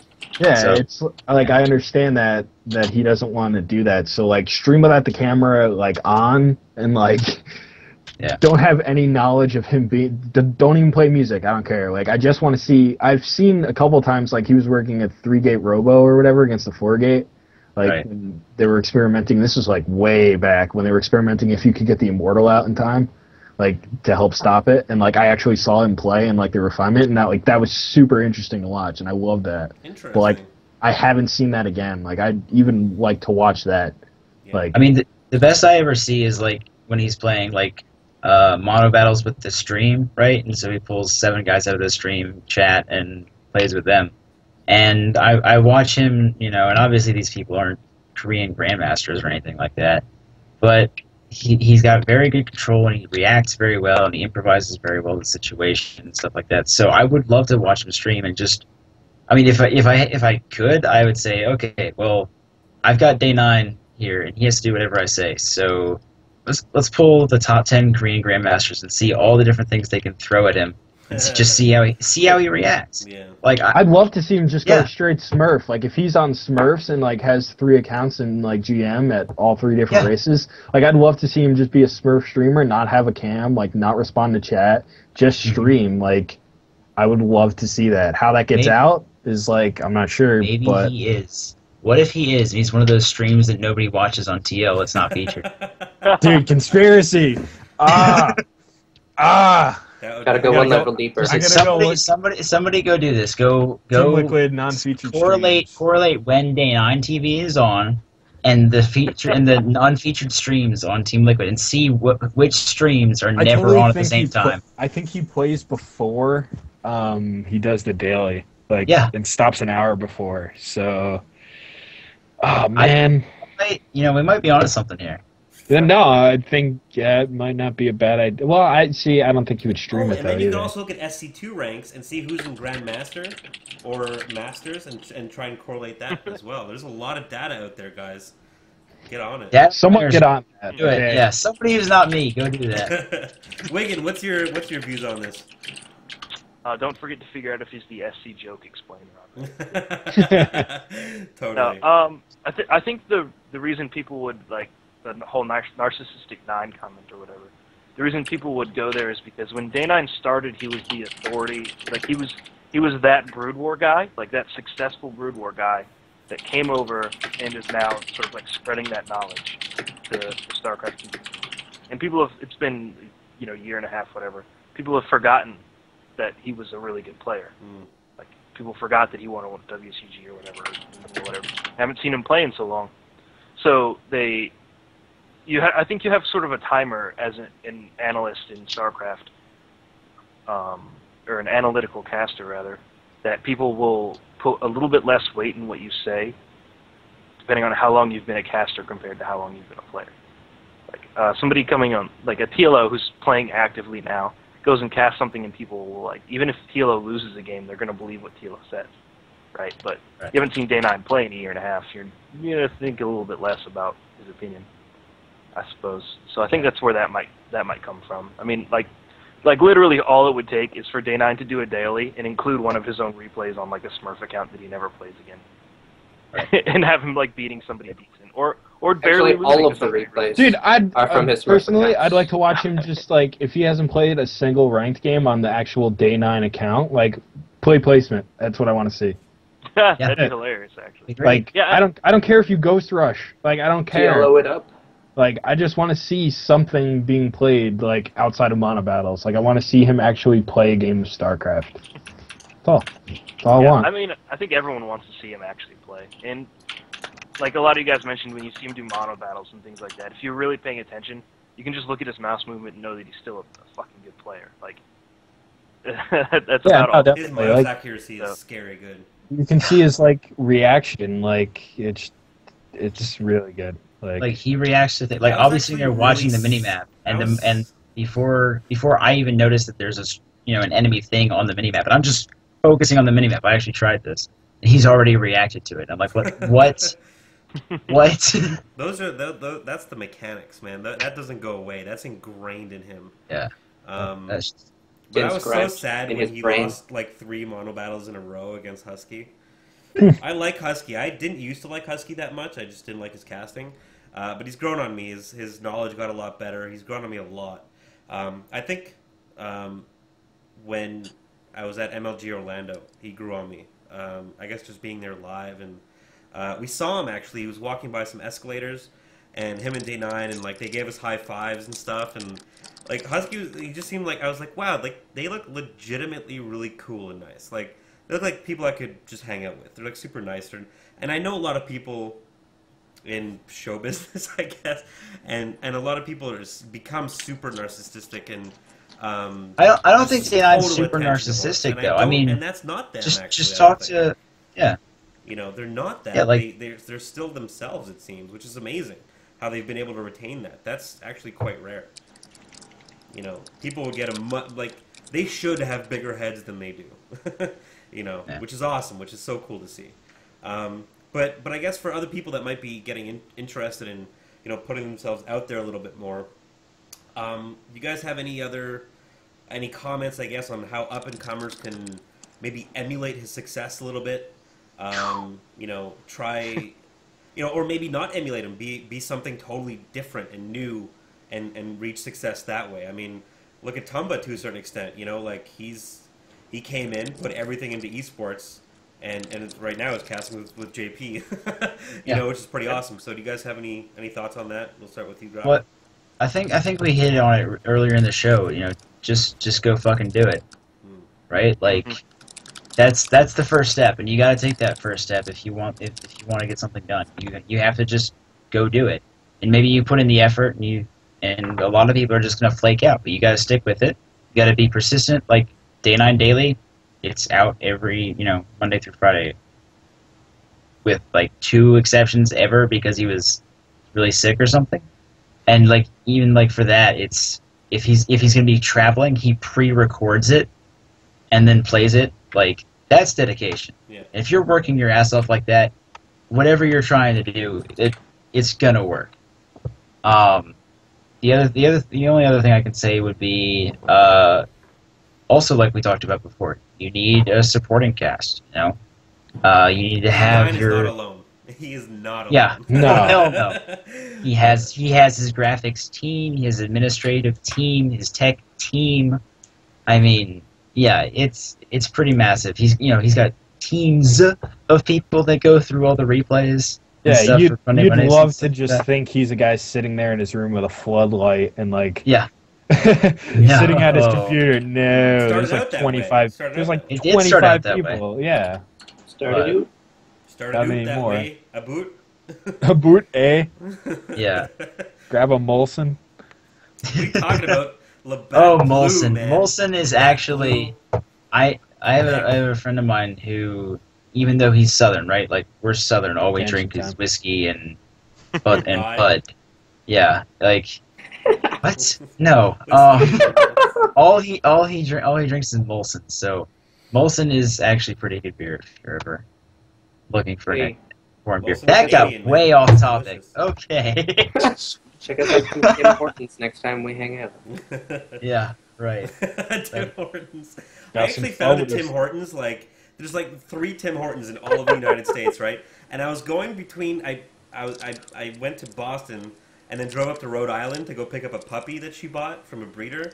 And, like, it literally, from the highway, somewhere between Boston and Rhode Island, I just see this, like, Tim Hortons. And I'm just like, who decided, and it's like that's all there is at that exit is just a Tim Hortons. And it's like, what the hell is this doing here? Like, just like one of 3 Tim Hortons in all of the United States on some backwater lot. I was so baller, man. That's the way to do it. Yeah, that's I a love those chains. Right, the best chains in the U.S. are the ones that are located in random ass areas. Like, it's not just like Burger King and McDonald's you can expect in every single town. It's finding like that weird one that's like somewhere. It's like, oh, we decided to put one of our 5 franchises in like Montgomery, Alabama. It's like, sweet. And then we decided to run advertising on ESPN, so you can see it up in New Jersey and be like, where can I go there? And then you're like, oh, I gotta take a flight to go grab some all-you-can-eat buffet. It's like assholes, man. All right, I totally forgot where we were in the show notes now. I don't care. Tangent, son. It's tangent time. Well, yeah, we're on 2 hours here. So. We're on day 9. I guess like day 9 and how you can emulate, and I think we were on Travis, if I'm not mistaken. Yeah, so for me, it's just it's kind of I'm gonna emulate what everybody else said. It's How many times in this cast can you say emulate? Emulate. Well, I'm gonna go play my emulator after this. And emulate some Nintendo 64. No, screw that. I'm gonna do it right now. Fuck Stimcast. What's up, son? I'm playing Super Mario Brothers. I saw that. So, like, to emulate what he's doing, I would say the main thing, just to not, like, reiterate what everybody else said already, is just, like, don't get discouraged. Because you're not going to have 5,000 people tuning in to watch you talk about StarCraft the first episode, or the first month, or the second month, or even the first year. Like, it takes dedication, it takes reliability. Like, people have to know you're doing this, so that one person that watched you and liked you the one time can come back the next time and watch you and know you're going to be there. It snowballs. Yeah, it's that's the only advice that I can give that hasn't really been said too much. It's going to take dedication. Don't get discouraged. And yeah, that's it. I want to toss something in with that, actually, because I was talking with Squiggles, and I don't know what their situation is now. Squiggles used to cast a lot of StarCraft, and he's actually a roommate of Husky. He casted for StimTV a bunch. And one thing, I was like, just out of curiosity, I asked him once, I was like, you must talk to him pretty often, you're his roommate. Has he ever given you any advice or whatever? And he's like, the only thing he's really told me, and the most important thing I've learned, was consistency. Like, upload a video every day. Every single day. You have to. Yeah. Because, for example, exactly what you said, it'll snowball and people keep coming back, right?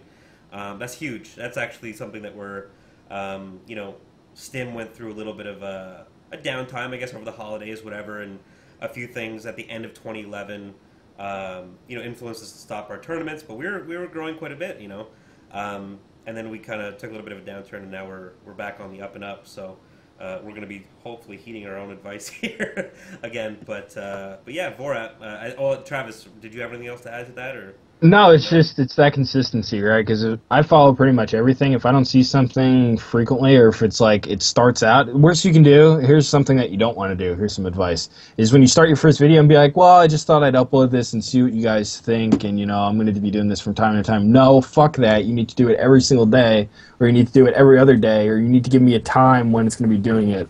Otherwise, I'm not going to know when to watch it, and then I'm not going to bend over backwards trying to find out how to watch you unless you're, someone like Destiny. But other than that, and like even with Destiny, that's a prime example, right? He started as like, I don't even know when he started streaming, like what level he was at. I think it might have been like Platinum or Diamond or something like that.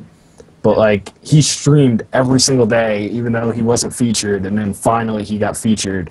And because he was so like loud and controversial and like funny, people watched it, and then it just kind of snowballed from that. Take Destiny as an example instead of Day 9.